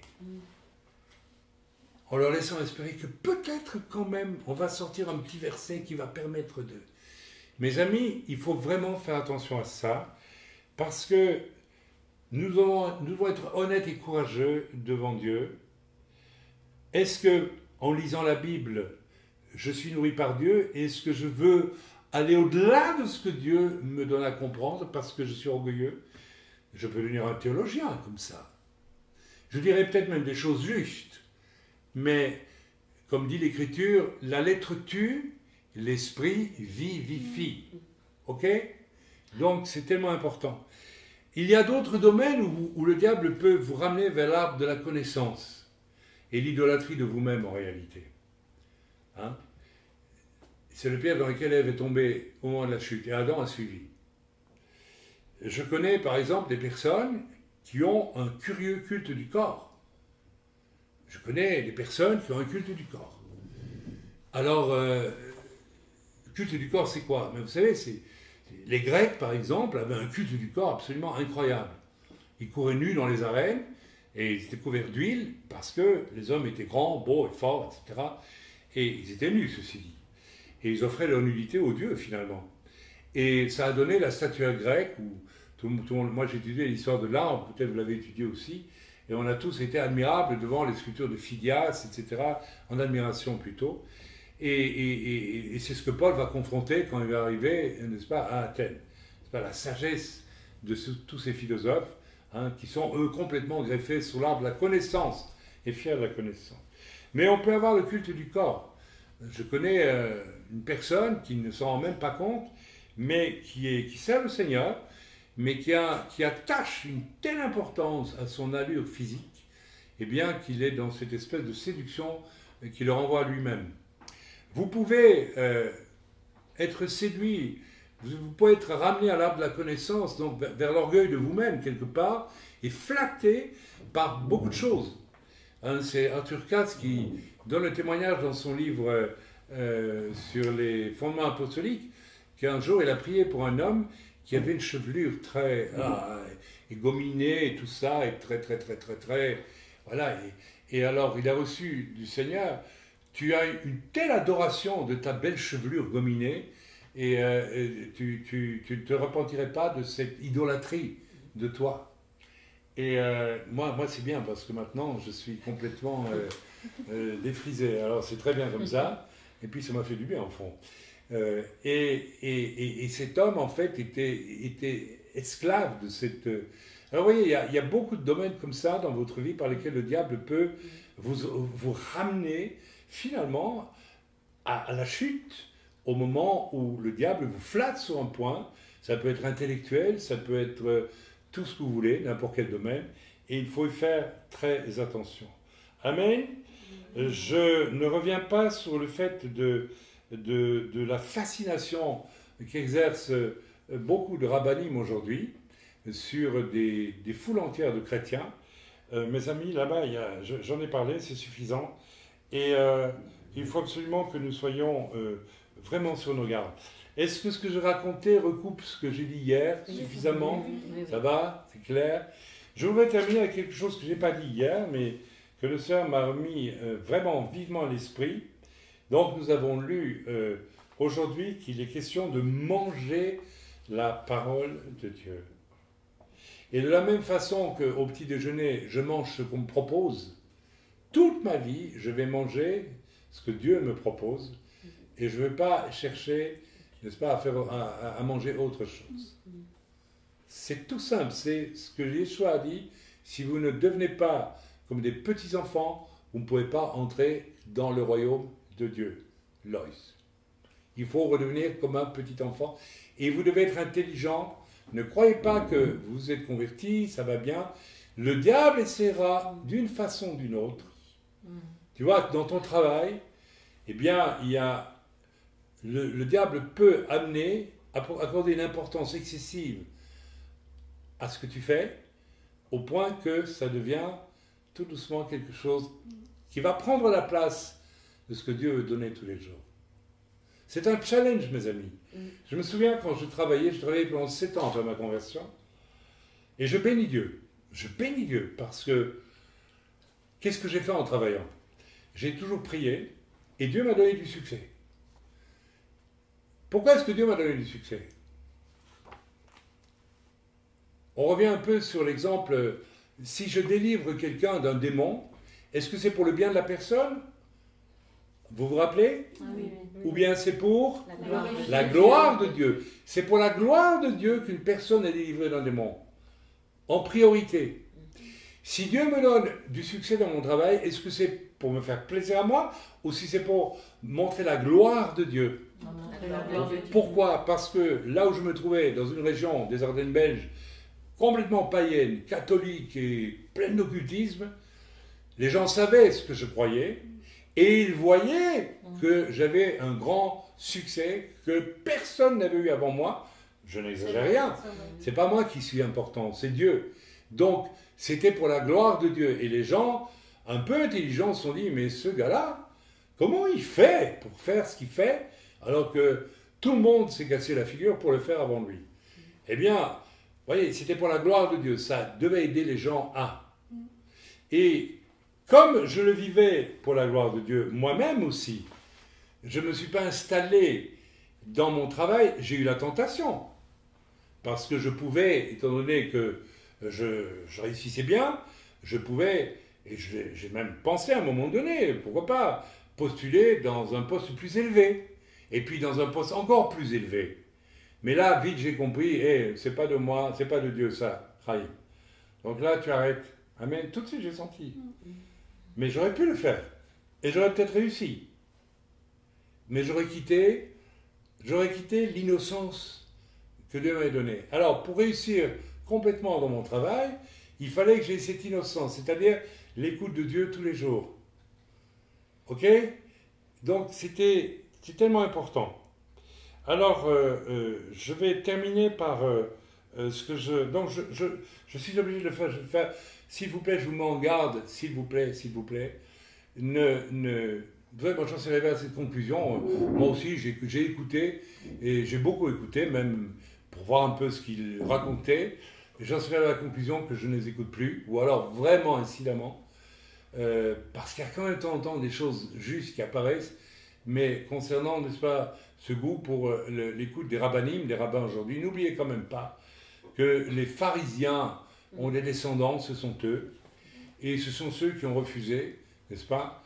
Alors, s'ils m'écoutent, ils vont être en fureur, et les gens sont toujours en fureur. Vous savez, c'est curieux, avec mes amis juifs, n'est-ce pas, lorsque l'on parle de faux messies, il y en a eu des tonnes de faux messies, il y en a eu quelque chose comme 90. Si j'ai le livre ici, il faudrait que je regarde d'ailleurs, ben voilà, j'ai ici tous les messies juifs, les faux messies juifs, tiens, je vais lire ici, il y en a eu combien dans l'histoire d'Israël? Ben écoutez, je pense qu'il y en a eu quelque chose comme... enfin, il y en a eu beaucoup. Pas loin d'une centaine. En tout pas cas, loin d'une centaine. Alors, chaque fois, ce sont des faux messies qui ont été recommandés par des rabbins, des rabbinimes, et là, bon, ben, on s'est trompé. Et quand il s'agit de Yeshua, mes amis, alors, mais quelle colère! Mais quelle colère!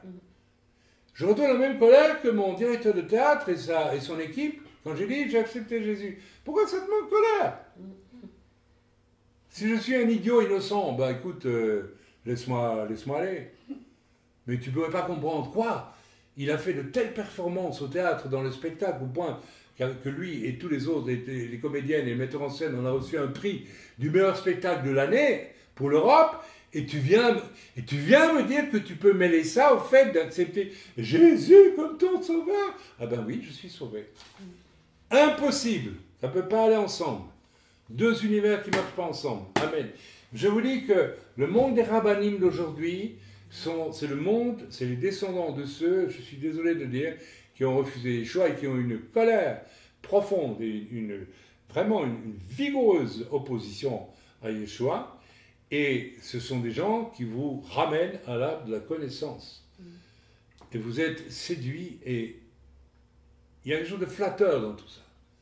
Vous savez, quand on vous dit, quand j'entends ces rabbinim qui disent oui, les commentaires du Nouveau Testament de la Brit Hadasha par les chrétiens, c'est même pas du jus de chaussette, tellement c'est nul. Sous-entendu, nous, vous savez, on est des grands maîtres. Ils n'arrêtent pas de parler de nos maîtres, on me dit, et ils vous emmènent toujours. Vous savez, quand je lis le journal à Gesher, c'est effrayé. Je découvre tous les jours qu'ils ont des génies. Ils ont eu des génies. Ils n'ont eu que des génies. Hein. Mais en réalité, quand... Alors, j'insiste, c'est vrai qu'il y a des vérités. Quand ils commentent la Torah, ils vous amènent quand même des choses intéressantes. Mais au-delà d'un certain point, ça va dans des choses, n'est-ce pas, où en fait on vous ramène à l'orgueil de l'homme qui en fait est en train de vous instruire et qui est fier de lui. Vous savez, je suis presque persuadé que beaucoup de rabbins qu'on voit beaucoup sur Internet aujourd'hui en sont peut-être au point de se demander s'ils ne sont pas eux le Messie, tout simplement. Ah bah oui, c'est à ça que ça conduit. Hein. Donc, soyons prudents et on va terminer avec cette chose, n'est-ce pas, formidable, puisqu'il est question de manger la parole de Dieu et non pas d'essayer de la développer par je ne sais quel raisonnement, hein, etc., etc. Eh bien, cela jette évidemment une lumière absolument extraordinaire sur les quasiment ultimes paroles de Yeshua à Pessah. Qu'est-ce que Yeshua a dit? Rappelez-vous. Il a pris une coupe et il a dit « Buvez-en tous, ceci est mon sang ».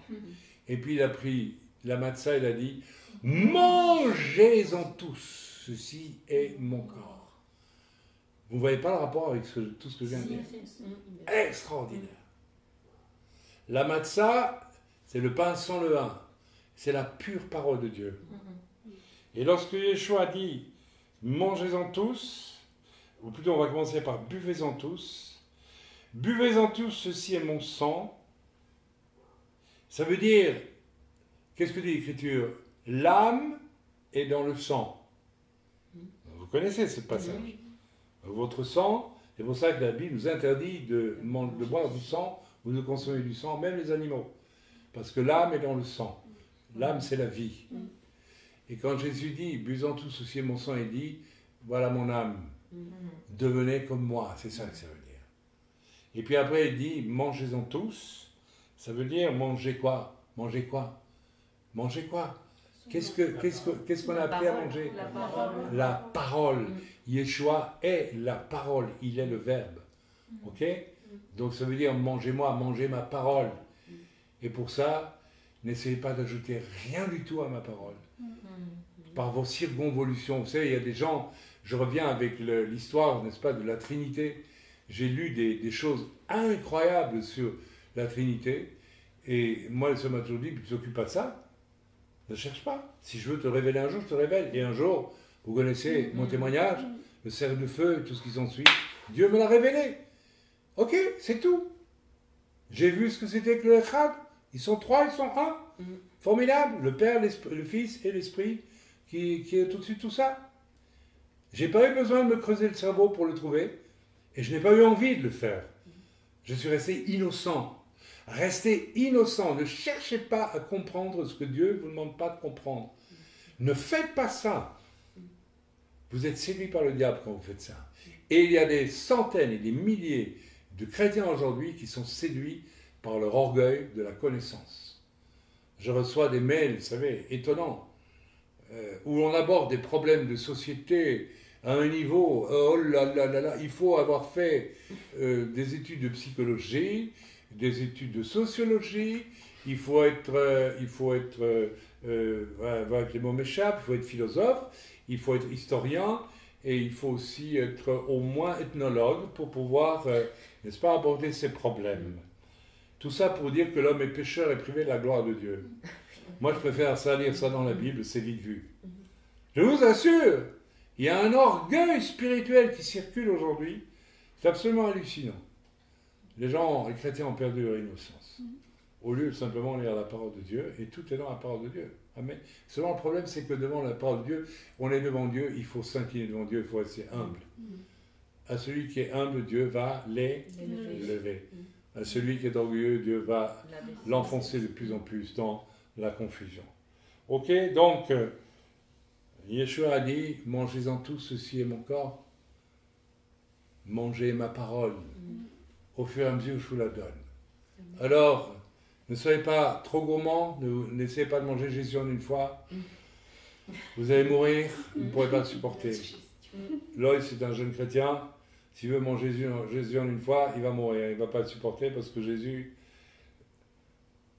il faut des années, des années, des années, des années. Il faut que Dieu travaille dans nos vies. Et alors, tout doucement, Jésus prend place de plus en plus dans nos vies. Ok ? N'essayez pas de fabriquer Jésus dans vos vies. N'essayez pas de le montrer. Et vous allez dire, mes frères, personne ne fait ça. Mais tout le monde fait ça aujourd'hui. Tout le monde fait ça. Vous savez, quand je vois certains soi-disant prophètes d'aujourd'hui, on appelle prophète n'importe qui aujourd'hui, ou bien apôtres d'aujourd'hui, hein, qui mettent l'accent sur les délivrances, etc. Et puis qu'on élève très haut. J'ai vu récemment un truc qui m'a absolument effrayé. Hein, je ne vais pas dire le nom, mais c'est un prophète africain qui a des réunions qui sont uniquement basées sur Dieu m'a dit qu'il y a ici une personne qui a ça et qui a ça, etc. Alors la personne vient, elle dit oui c'est moi, etc. Et puis chaque fois il se fait que la personne est envoyée par le diable pour détruire, n'est-ce pas, le serviteur, etc. Et alors vient à un moment donné, toujours dans le discours du serviteur, tu iras dire à tes maîtres que je suis un tel moi. Oui, oui, absolument, ouais. Et j'ai vu une vidéo qui m'a absolument horrifié. Il y a une jeune fille qui est venue avec sa mère, je pense, avec n'est-ce pas, présentant un papier avec des photos, toutes sortes de photos de ce ministère, comme si elle l'admirait. Et alors elle s'est précipitée dans les bras, sur l'estrade c'est une jeune fille de 13-14 ans, et elle le serre dans ses bras, elle dit « Moi je t'aime, je t'aime, je t'aime. Il y a beaucoup de gens qui te détestent et qui critiquent ton ministère, mais moi Dieu m'a envoyé pour te dire que je t'aime, et je vais prendre ta défense. » Et à un moment donné, elle me dit « Mais qu'est-ce que c'est que ce cirque? Qu'est-ce que c'est que ce cirque ?» Et finalement, il la laisse faire, parce qu'il semble être lui-même touché par l'admiration de cet enfant. Mais écoutez, ce n'est plus Dieu qu'on admire dans tout ça. C'est l'homme qu'on met sur un piédestal extraordinaire. Et finalement, il enchaîne et il en met des tonnes. Et puis vous voyez le visage, cette jeune fille et ses yeux, vous dites, oh là là, ça va pas du tout chez toi. Il y a un orgueil. Elle a fait son numéro. Elle est fière. Dans une église où en fait on fait d'énormes spectacles toutes les semaines. Et alors finalement, pour s'en tirer, quelque part, il faut bien arrêter l'histoire. Eh bien, le prophète, il dit, il impose les mains à cette fille, il dit, oui, le Seigneur montre que tu es très intelligente. Et le Seigneur va donc te bénir. Depuis quand est-ce que Dieu bénit? Parce qu'on est très intelligent. Et on est en plein dans le... Vous savez, aujourd'hui, ce qui se passe dans l'Église est absolument effrayant. Il y a l'arbre de la connaissance du bien et du mal est remis en valeur contre l'arbre de vie. C'est vraiment le piège du diable au moment de la chute est réactivé aujourd'hui avec une facilité monstrueuse un peu partout. Et vous devez faire très attention, vous n'avez qu'une solution, c'est d'abord accepter que Dieu vous sauve en reconnaissant que vous êtes un misérable, et nous sommes tous des misérables avant d'être sauvés, des vrais misérables. De vrais misérables. J'insiste là-dessus. Amenez-moi un homme ou une femme qui peut dire qu'il n'a pas fait une chose absolument répugnante. Je dis bien répugnante. Moralement, par exemple, ou bien par méchanceté, ou par tout ce que vous voulez. Oh, on a tellement de mots pour camoufler ça. Je ne l'ai pas fait exprès. Je ne l'ai pas voulu. C'était inconscient. J'entends ça sans arrêt depuis des années. On a tellement peur d'aller au fond des choses, de dire, et là, ce que j'ai fait là, c'est vraiment moche. Voilà la première chose. Ensuite, il faut accepter d'être sauvé. Et puis après ça, j'ai presque envie de dire, après on la ferme. On se tait et on se fait petit. On est déjà bien content, on est très content d'être sauvé. Et on devient comme un enfant tous les jours. Et on laisse Dieu travailler dans notre vie. Et là, Dieu va nous élever. Vous savez, si je réfléchis aux quelques petites choses merveilleuses que Dieu m'a révélées ou m'a fait vivre, c'est tout simplement, je vais vous le dire, parce que j'ai eu beaucoup de phases dans ma vie chrétienne où j'étais comme un enfant, tout simplement. Amen. C'est ni plus ni moins. Alors vous savez, le problème des gens, lorsque vous faites des choses formidables pour le Seigneur, parce que vous en faites quand vous avez un cœur d'enfant, c'est que les gens, ils viennent vous voir et disent « Ah, c'est lui-là, il fait des choses extraordinaires. » Et comme ils connaissent pas le secret des choses extraordinaires que tu vis. À peine on avait démarré le ministère, on a vécu ce tremblement de terre en Belgique avec l'évangélisation à Liège, des choses extraordinaires. Et puis, n'est-ce pas, ce qui est arrivé à Petra en Jordanie, tout ce qui s'ensuit, c'est extraordinaire. Petite équipe de rien du tout, petite église minuscule en Belgique, 15 personnes, des cœurs d'enfants. Pas pour tout le monde, malheureusement à l'époque. Alors les gens, ils vous admirent, ah là là, c'est formidable. Mais ils ne connaissent pas votre secret. Votre secret, c'est l'innocence. Ce n'est pas le super ministère. Alors les gens vous suivent en disant « Ah, celui-là, on va s'accrocher à celui-là. Il a un super ministère. » Je me rappelle d'un homme, quand je suis arrivé en Suisse, il me suivait partout. Il voulait porter ma valise tout le temps. Je dis « Mais pourquoi tu veux porter ma valise ?»« Ah, le grand ministère. » Et finalement, il a fini très mal, cet homme. Quand il s'est rendu compte, parce que j'ai compris un jour, Dieu m'a montré, il te suit parce que il pense que tu vas rafler plein d'argent, parce que tu es un ministère... Oui, c'est ça. C'est le genre d'homme qui prêchait donner la dîme mais qui ne la donnait jamais.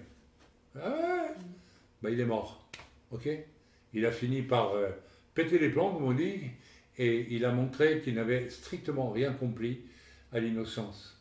Il venait d'ailleurs d'une secte chrétienne, qui a eu son jour de gloire, ses heures de gloire en Suisse à une époque, il y a longtemps, et voilà. Ok, on ne va pas en dire trop, mais vous savez, quand je reçois des emails de partout, de chrétiens qui me disent « Frère, je m'ennuie dans mon église ». Comment peut-on s'ennuyer? Est-ce que vous êtes ennuyé ce soir? Non. Comment est-ce qu'on peut s'ennuyer dans une église? Tu es ennuyé? Non. Comment est-ce qu'on s'ennuie dans une église? Je ne comprends pas. N'importe quel prédicateur, s'il est vraiment un être innocent devant Dieu, ok, il prépare son message et puis il est prêt à dire quelque chose de très différent de ce que Dieu lui a demandé de donner. C'est pour la gloire de Dieu qu'on prêche. Alors comment on s'ennuie dans une église? Bien tout simplement parce que des pasteurs ont commencé à construire quelque chose qui leur convient, mais qui n'a plus rien à voir avec la gloire de Dieu qui vient vers eux et qui révèle au peuple de Dieu, nourrit vraiment le peuple de Dieu. C'en est plein aujourd'hui. Plein. Alors... voilà, il y a 1000 façons de remplacer, n'est-ce pas, l'innocence par autre chose. Vous savez, je connais des gens, s'ils ne sont pas dans une dénomination, ils sont tout perdus. Mais une dénomination, c'est fabriqué par des hommes. Vous allez y trouver quelque part l'arbre de la connaissance.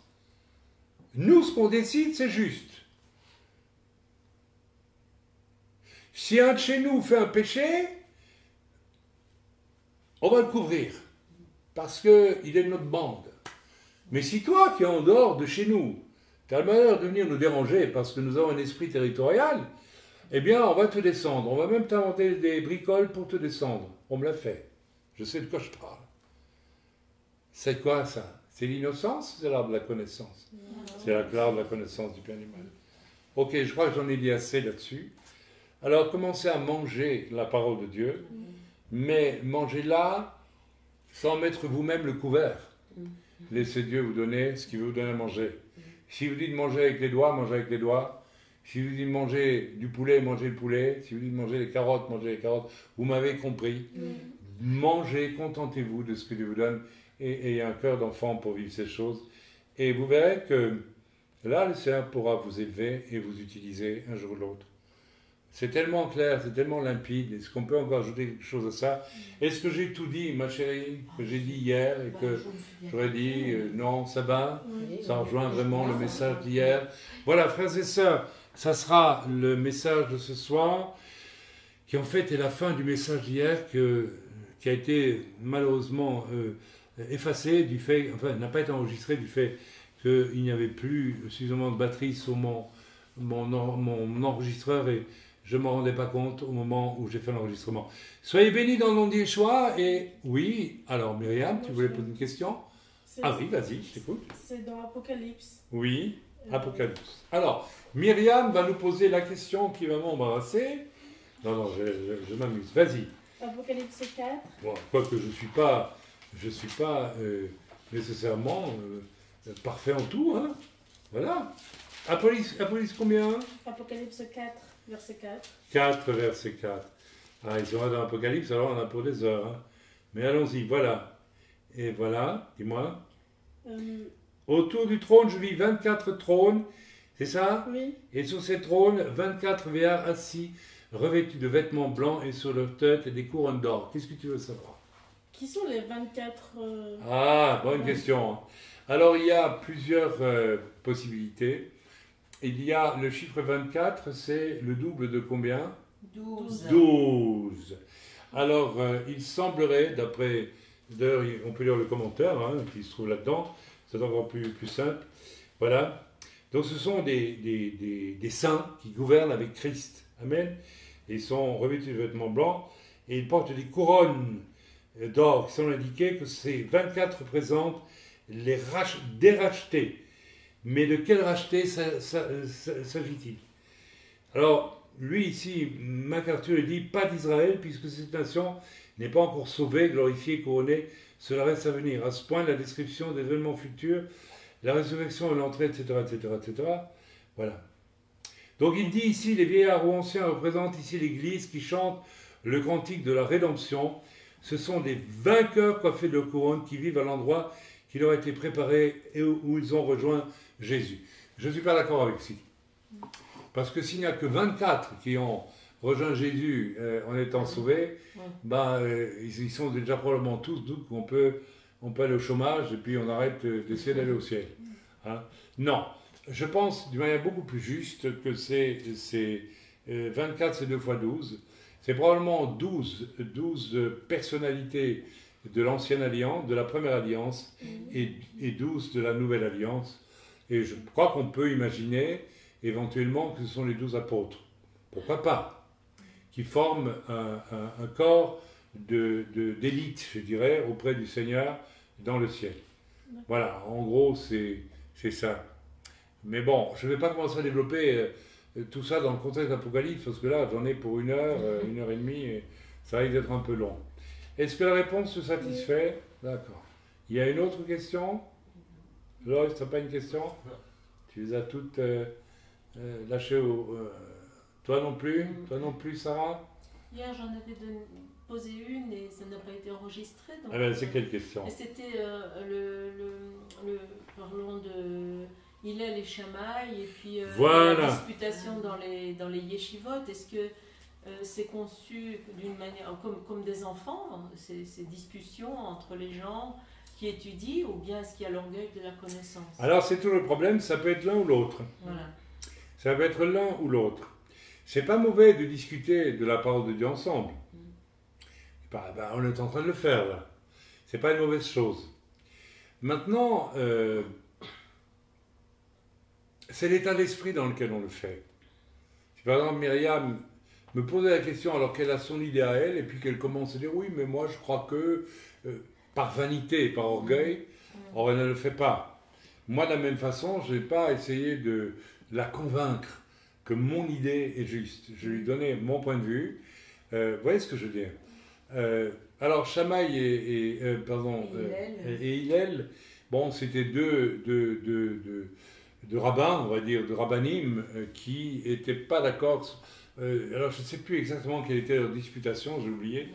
L'un était pour, si j'ai bon souvenir, pour la rigueur extrême par rapport à la loi, et l'autre était pour plutôt, je crois même l'amour. Hein, j'essaie de me rappeler. Hein. Je pense que c'est l'un qui était pour la sévérité, l'autre qui était pour. C'est un thème très très juif, ça. Hein, dans Abraham, c'est le chesed, la bonté.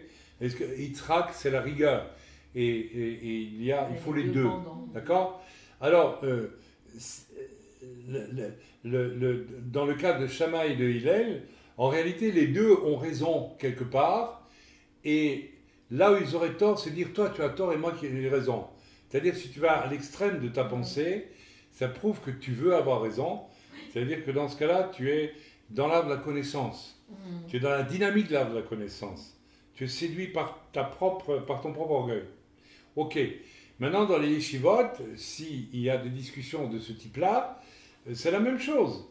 C'est dans le chrétien, c'est la même chose. On va le transposer dans le monde chrétien. Très souvent, quand on discute avec certains chrétiens, sur des points de doctrine où on n'a pas le même point de vue, moi personnellement, je ne suis pas du tout troublé, et je ne suis pas mal à l'aise, et je ne suis pas... je ne cherche pas nécessairement à... Bien sûr, je vais donner mon point de vue, mais je ne cherche pas à le défendre bec et ongle. Ah là, c'est moi qui ai raison. Et il y a des chrétiens, si vous n'êtes pas d'accord avec eux, ils se fâchent. Ils sont en colère. Ils prouvent par là qu'ils sont remplis d'orgueil et qu'ils ne peuvent pas accepter... voilà, c'est pas la vérité qu'ils cherchent. Ils cherchent à imposer leur vérité. Ils cherchent à contrôler l'autre. Rappelez-vous ce que j'ai dit tantôt. Ce qui sort de l'arbre de la connaissance, du bien et du mal, mais rien que la connaissance, n'est-ce pas, ne supporte pas ce qui est innocent. Parce que ce qui est innocent dépend de Dieu. Donc, il veut contrôler. Le monde religieux veut toujours contrôler. D'ailleurs, le monde religieux a toujours persécuté les véritables enfants de Dieu. Toujours. Toujours. Toujours. C'est même vrai dans les milieux religieux juifs. Je connais des juifs qui ont un corps magnifique et qui ont été persécutés par le monde orthodoxe. Non pas parce que il y a chez celui qui a un cœur doux, humble et un cœur d'enfant quelque chose qu'on ne peut pas maîtriser. Vous savez, il faut avoir le courage de le voir aussi quand on est serviteur de Dieu. Si quelqu'un de simple manifeste quelque chose de beau dans le Seigneur, il faut avoir le courage de se questionner, soi-même en tant que serviteur de Dieu un peu plus chevronné, qu'est-ce qui se passe dans mon cœur quand je vois ça? Je vous garantis que beaucoup de serviteurs de Dieu, quand ils sont en face, moi j'ai vu ça, n'est-ce pas, au cours de mon ministère, puisque Dieu m'a demandé, dès le début de mon ministère, j'étais appelé au ministère dans une église, soyons clairs, je ne me suis jamais autoproclamé, et mon ministère a été confirmé au fil des ans à plusieurs endroits dans le monde où je suis passé, des endroits sérieux. Mais Dieu m'a dit, tu ne vas jamais faire partie d'une dénomination, d'une fédération quelconque. Donc, je suis resté dans l'innocence parce que j'ai obéi à Dieu. Et j'ai rencontré des personnes qui étaient, eux, à moitié innocents parce que aussi ils voulaient construire quelque chose de leurs propres mains. Je n'ai pas besoin de citer de nom, toi tu t'en souviens très bien. Eh bien, ces gens-là, face à moi, parce que j'étais disponible pour Dieu et pas nécessairement pour les hommes, selon leur vouloir à eux, je dérangeais, il fallait me descendre. Ça allait très loin. Ça allait jusqu'à celui-là, je vais le casser. On a dit ça de moi un jour. Alors que je n'avais rien fait de mal, mais justement parce que on me tendait des carottes pour m'inviter à rentrer dans le mouvement du bonhomme. Et puis après, comme je ne rentrais pas parce que je ne mangeais pas la carotte, ça ne m'intéressait pas, alors on essayait de me piquer dans le dos, par la calomnie, etc., les critiques. Et alors on m'a collé le titre d'indépendant. Ça veut dire quoi en fait? Celui-là, je ne peux pas le contrôler. Ça dérange toujours quand on ne peut pas contrôler quelqu'un d'innocent. Attention, pas un rebelle. Les rebelles doivent être contrôlés. Mais l'innocent n'est pas contrôlé.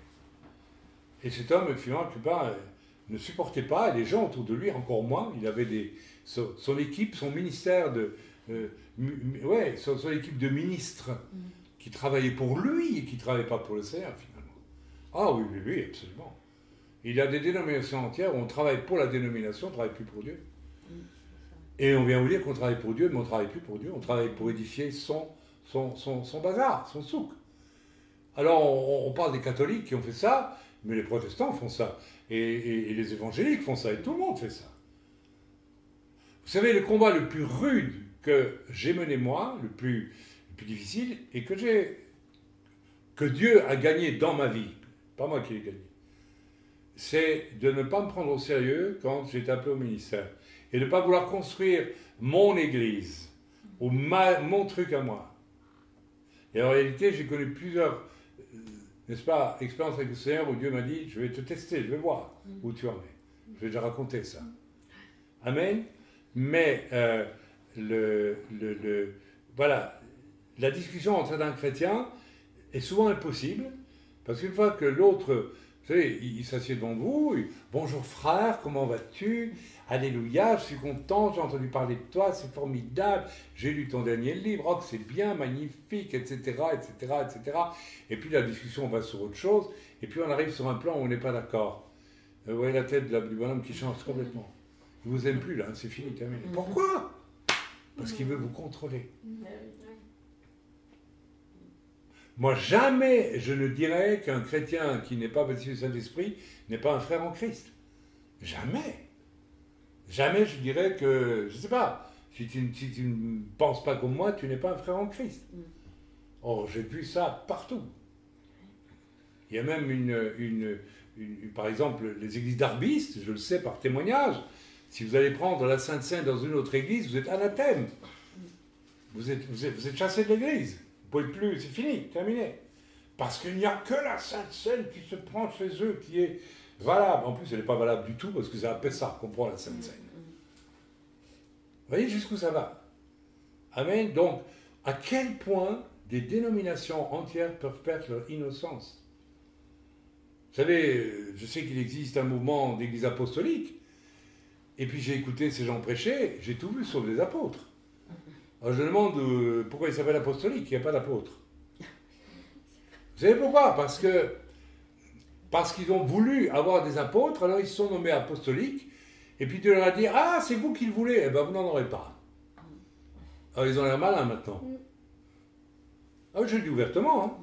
Je peux vous dire bien des choses comme ça. Vous savez, il y a des gens qui font ces choses aujourd'hui dans le ministère, et puis tout ça sort de l'arbre de la connaissance, de l'autoglorification, séduction du diable. Donc, on n'insistera jamais assez sur le besoin d'être dans l'innocence. Alors, tu peux être Shammai, tu peux être Hillel, mais au fond, ce que Shammai et Hillel auraient dû comprendre l'un comme l'autre, en réalité, tu as une face de la vérité et j'ai l'autre. Et les deux sont valables, sont complémentaires, au lieu de s'opposer et de devoir se contrôler l'un l'autre. C'est important, cette chose-là. Il y a beaucoup de gens avec qui aujourd'hui, je refuserais même de discuter parce que je sais que de toute façon, c'est pas possible. Et je vais terminer là-dessus. Mon grand-père, que je n'ai pas connu, qui est mort en 1942, et qui était, paraît-il, un homme très sage, disait à mon père, fiston, quand tu vois qu'il est impossible de parler avec une personne parce que ça va devenir une dispute, tu arrêtes et tu te retires. Et je pense qu'il avait de la sagesse. Et il est réputé, cet homme-là, pour avoir été un homme de grand cœur, de grande bonté. Je crois qu'il avait une certaine innocence en lui. Je suis convaincu de ça. Quand je vois sa photo, c'est un gars qui rigole beaucoup. Et c'était pas du tout un... Alors voilà, il y a des païens qui peuvent avoir cette qualité-là aussi. Ils sont simples. Je ne vais pas vous dire pour ça parce qu'il était simplet. Hein. Vous avez remarqué comme dans l'idéologie générale chez les gens, si quelqu'un a bon cœur, c'est qu'il est bête. Vous savez ça? Les gens associent bonté avec bêtise. C'est une bonne poire, c'est une bonne pomme, il est bête. Et dureté de cœur est associée avec intelligence. Vous avez remarqué ça? Oui. Vous ne trouvez pas ça bizarre, vous? Vous ne trouvez pas ça bizarre? Jésus était-il sans bonté? Jésus était-il pas intelligent? Voilà, il y a encore une question? Il n'y a plus de questions? Plus personne? Là, ils ne sont plus? Allez. Alors, on arrête. Seigneur, nous te bénissons.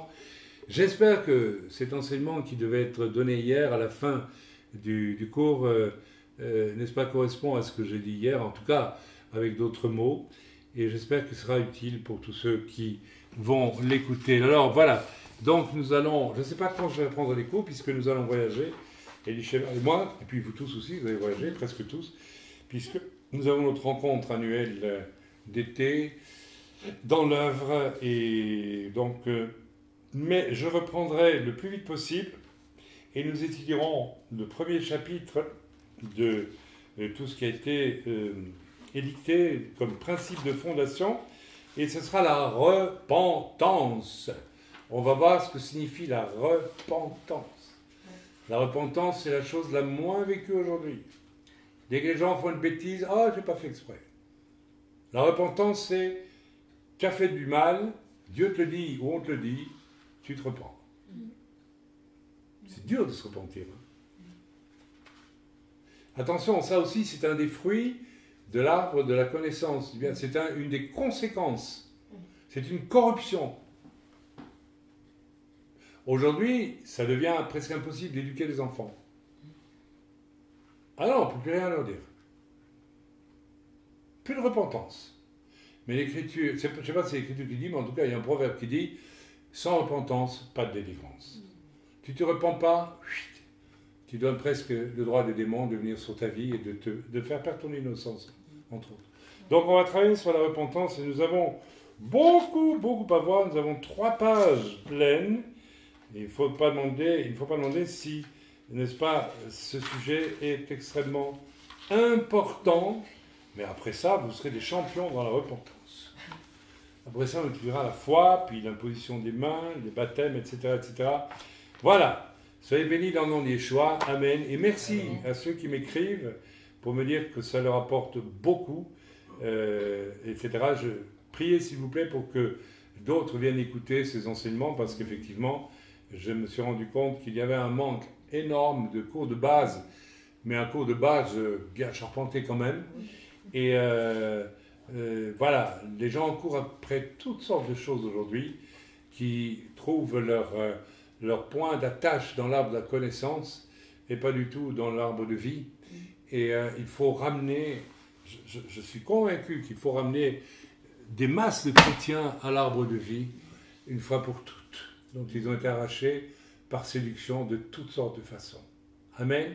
Amen. Une seule un petit exemple qu'il montre, quand moi je suis venu au Seigneur, le baptême du Saint-Esprit, c'était quelque chose de puissant.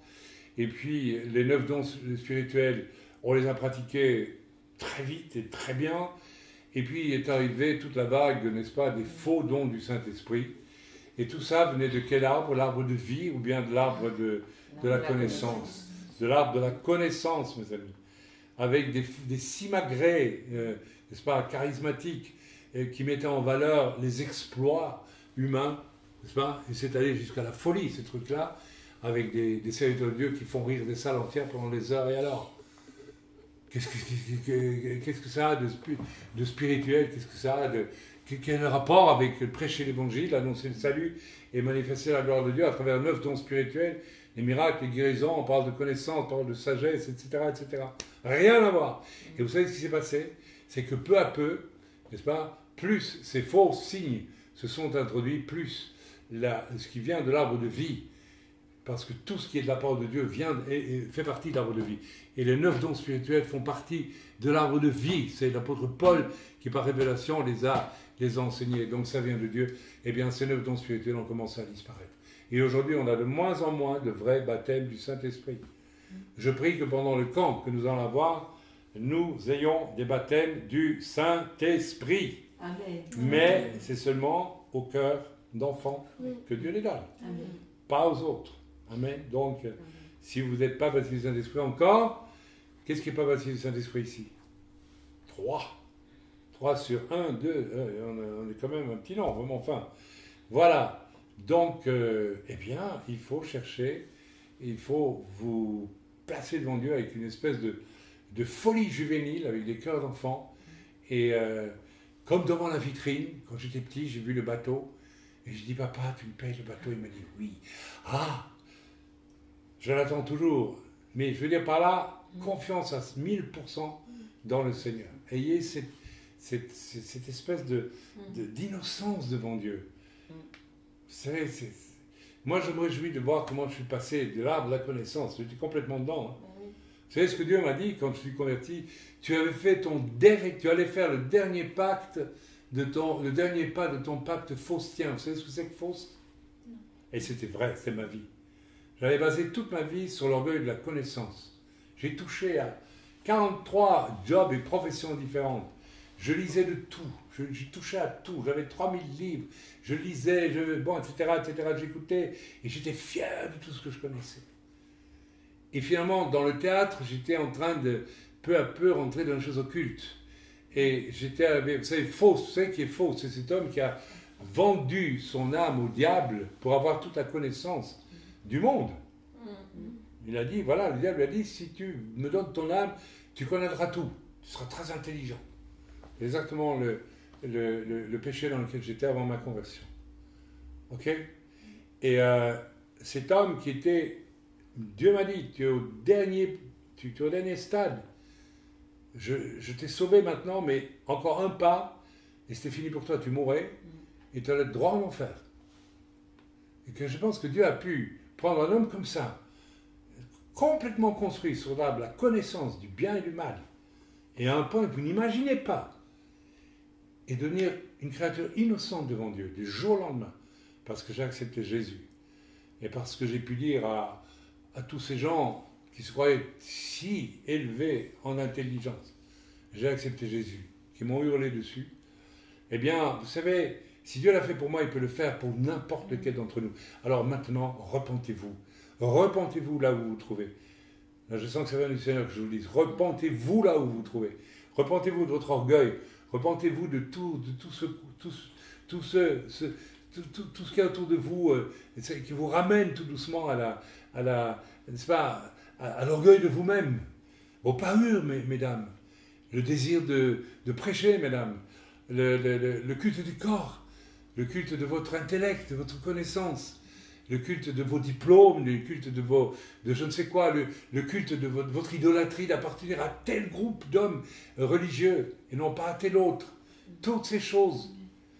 Repentez-vous, vous qui, n'est-ce pas, forts de vos forteresses, détruisez par la calomnie, n'est-ce pas, la réputation d'hommes de Dieu innocents qui marchent dans l'innocence. Ça se fait beaucoup, mes amis. J'en ai été témoin, j'en ai été victime. J'ai pardonné, je bénis. Amen. Repentez-vous, vous qui essayez de fabriquer des ministères en ayant 3 fois par jour une idée nouvelle pour soi-disant servir le Seigneur. En fait, que vous faites que servir votre orgueil et votre espèce de délire de vouloir absolument être une vedette. Vous voulez être des vedettes. Vous voulez être des gens importants, connus. C'est ça que vous cherchez. C'est ça que vous cherchez, beaucoup d'entre vous. Je m'adresse aussi à tous ceux qui sont dans des groupes de prière, je sais pas, ou des groupes sans église qui se sont constitués n'importe comment et qui ont finalement délégué une autorité à quelqu'un qui n'en a aucune et qui est devenu seulement, alors qu'il ne se nomme pas pasteur, mais a pris finalement un rôle de pasteur, n'est-ce pas? Vous en arrivez à former des groupes, n'est-ce pas, complètement aveugles, n'est-ce pas, qui sont fondés sur l'arbre de la connaissance. Et j'en ai traversé quelques-uns. Et je me tiens à distance de beaucoup de ces gens-là aujourd'hui, je vous le dis franchement.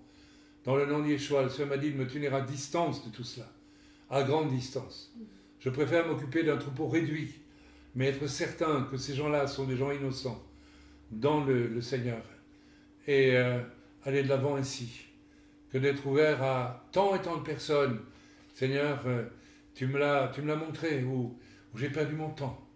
Parce que ces gens ne fréquentent très souvent des serviteurs que parce qu'ils ont une idée élevée du serviteur, on ne sait pas pourquoi, et parce qu'eux-mêmes sont remplis d'orgueil.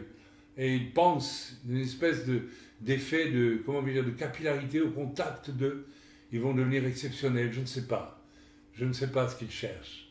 Mais en tout cas, il y a beaucoup, beaucoup de choses qui sont, n'est-ce pas, issues du poison de l'arbre de la connaissance aujourd'hui parmi les chrétiens.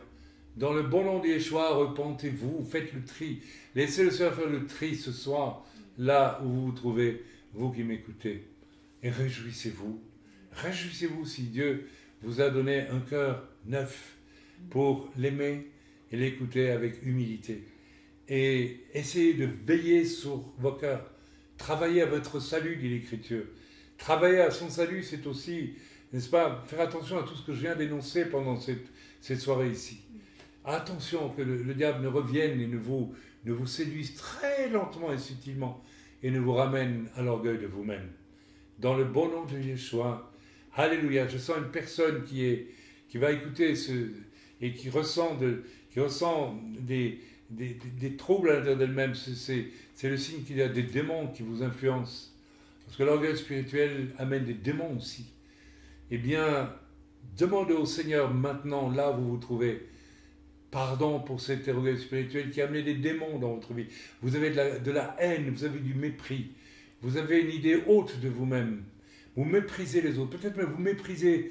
Vous entendez des voix qui vous disent de mépriser ce que je suis en train de dire en ce moment et ce que j'ai enseigné ce soir.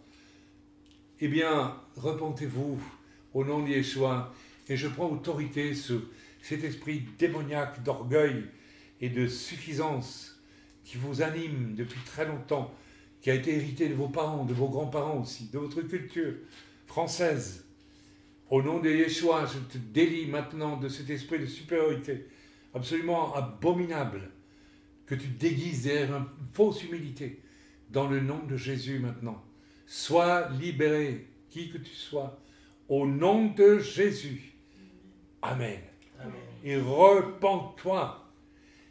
Et le Seigneur te dira probablement même de m'écrire pour me signaler que tu t'es repenti. Fais-le au nom de Jésus. Ne laisse pas l'orgueil reprendre le dessus en disant « Personne ne me connaît, j'ai demandé pardon ». Non, expose la victoire que le Seigneur vient d'avoir ce soir dans ton cœur ou ce matin, si tu écoutes ce cours le matin, dans le nom de Yeshua.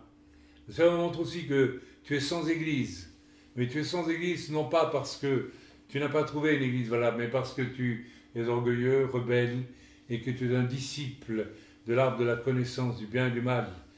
Alors retrouve ton innocence et va t'humilier.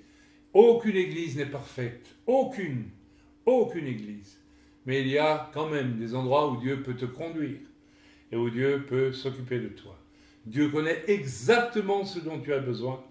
Et il connaît l'Église imparfaite, mais qui néanmoins a les outils qui pourront être utiles pour que tu croisses. Alors, arrête de chercher l'Église parfaite, parce que toi, tu n'es pas du tout parfait. La parole de Dieu qui dit, tu regardes la paille qui est dans la poutre de l'autre, mais tu vois pas qui est dans l'œil de l'autre, mais tu ne vois pas la poutre qui est dans ton œil. Elle s'applique à toi, mon frère. Ma sœur s'applique à toi. Alors, repens-toi ce soir. Repens-toi. Dans le nom de Jésus. Amen. Amen. Alors Elisheva a reçu un passage qu'elle va nous lire Oui, c'est dans à Proverbe. haute et intelligible C'est voix. dans Proverbe 4. C'est le Seigneur qui parle. Il dit, à partir du verset 20, « Mon fils, sois attentif à mes paroles, prête l'oreille à mes discours, qu'ils ne s'éloignent pas de tes yeux, garde-les dans le fond de ton cœur, car c'est la vie pour ceux qui les trouvent. C'est la santé pour tout leur corps. Garde ton cœur plus que toute autre chose, car de lui viennent les sources de la vie. Écarte de ta bouche la fausseté, éloigne de tes lèvres les détours, que tes yeux regardent en face, et que tes paupières se dirigent devant toi. Considère le chemin par où tu passes, et que toutes tes voies soient bien réglées. Ne te détourne ni à droite ni à gauche, et écarte ton pied du mal. » C'est quel proverbe? Proverbe 4, du verset 20 au verset 27. Alors je vais le lire parce que je voudrais être sûr que c'est bien enregistré. C'est une parole qui vient du Seigneur. Hein. Mon fils ou ma fille, sois attentif ou attentive à mes paroles, prête l'oreille à mes discours. Vous savez, Dieu parle. Dieu parle à travers des enseignements comme ceci. Amen. Qui ne s'éloignent pas de tes yeux, garde-les dans le fond de ton cœur, car c'est la vie pour ceux qui les trouvent. C'est la santé pour tout leur corps. Garde ton cœur plus que toute autre chose, car de lui viennent les sources de la vie. Garde ton cœur plus que toute autre chose. Et un cœur d'enfant. Amen. Ne laisse pas l'orgueil du monde ou quoi que ce soit venir s'ajouter à ceci, à tout ceci, à ce que Dieu a fait pour toi. Amen. Car de lui viennent les sources de la vie. Écarte de ta bouche la fausseté. Vous allez dire, je je me sens pas faux. Je vais vous dire la fausseté. À partir du moment où je commence à vouloir prier en langue pour avoir un outil en main, pour pouvoir faire ce que je veux, je suis dans la fausseté.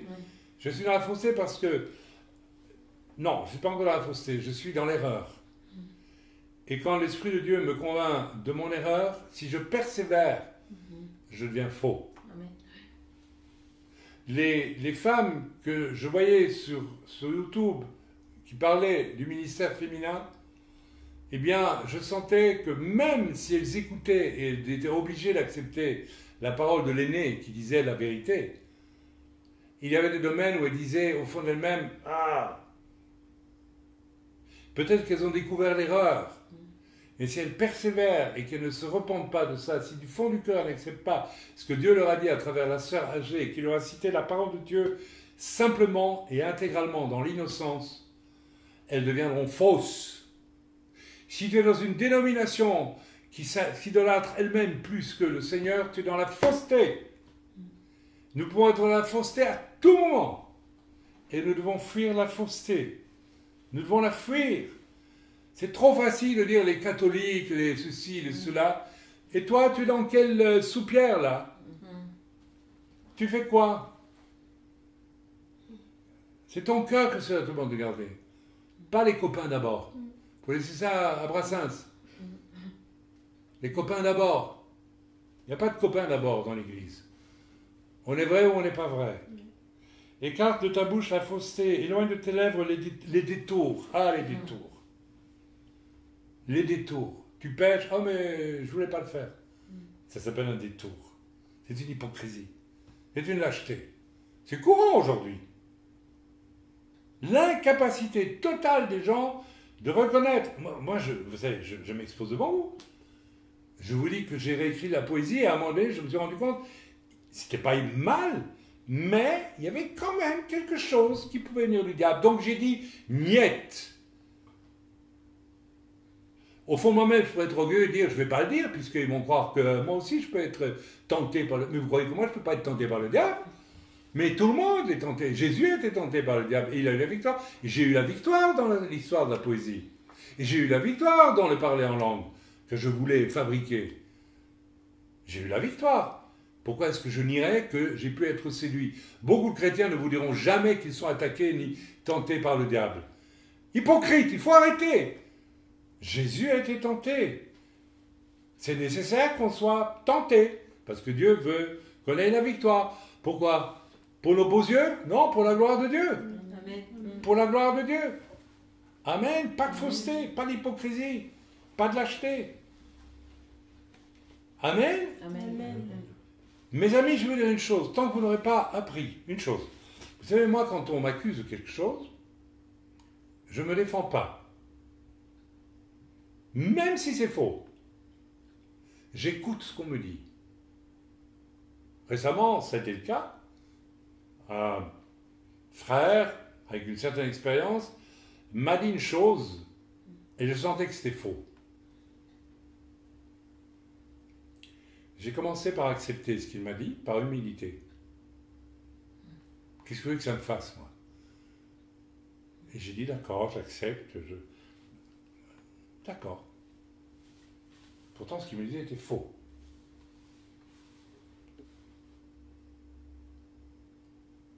Qu'est-ce que ça changeait pour moi de dire Amen si tu me dis quelque chose sur les de révélation et qu'elle est fausse? J'aurais pu commencer à me défendre, et dire ah, là, etc. Je serais tombé dans le système de l'art de la connaissance. Je veux défendre mon point de vue. Vous savez, quand Jésus est devant Pilate, Pilate lui pose la question qu'est-ce que la vérité? Jésus n'a pas répondu. Il n'a rien dit. La vérité, tu l'as en face de toi.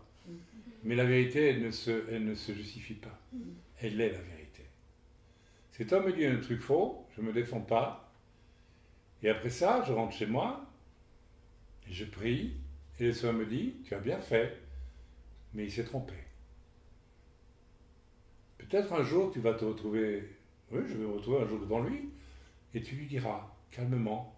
Tu sais, j'ai accepté ce que tu m'as dit parce que je n'ai pas voulu montrer autre chose que de l'humilité, mais je dois quand même te dire, et je le dirai sur un ton calme, tu t'es trompé. Je verrai comment lui va réagir ce jour-là. Aujourd'hui, les gens ne savent plus rien entendre.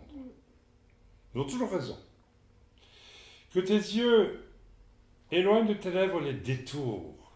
Les détours. Que tes yeux regardent en face et que tes paupières se dirigent devant toi. Considère le chemin par où tu passes et que toutes tes voies soient bien réglées. Ça veut dire que tu sois cachère en tout, dans tes comportements. Et si il faut que quelque chose doit être changé, eh bien accepte-le de bon cœur. Que tes voies soient bien réglées.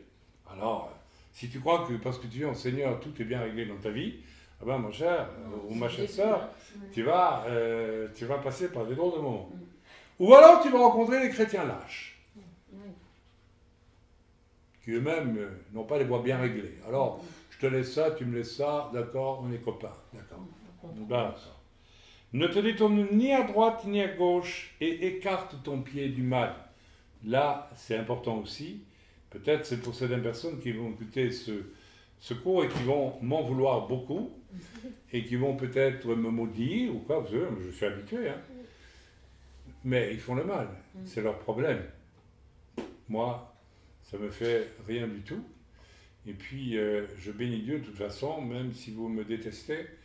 Moi, je vous aime et je vous bénis. Et je prends date avec ce que je dis parce que j'ai appris à aimer même les gens et on doit tous l'apprendre. Même les gens qui ne nous aiment pas. Voilà. Que Dieu soit béni, que Dieu soit... Il n'y a plus rien à dire, on n'a plus rien reçu, ok? Alors on arrête ce soir. Amen.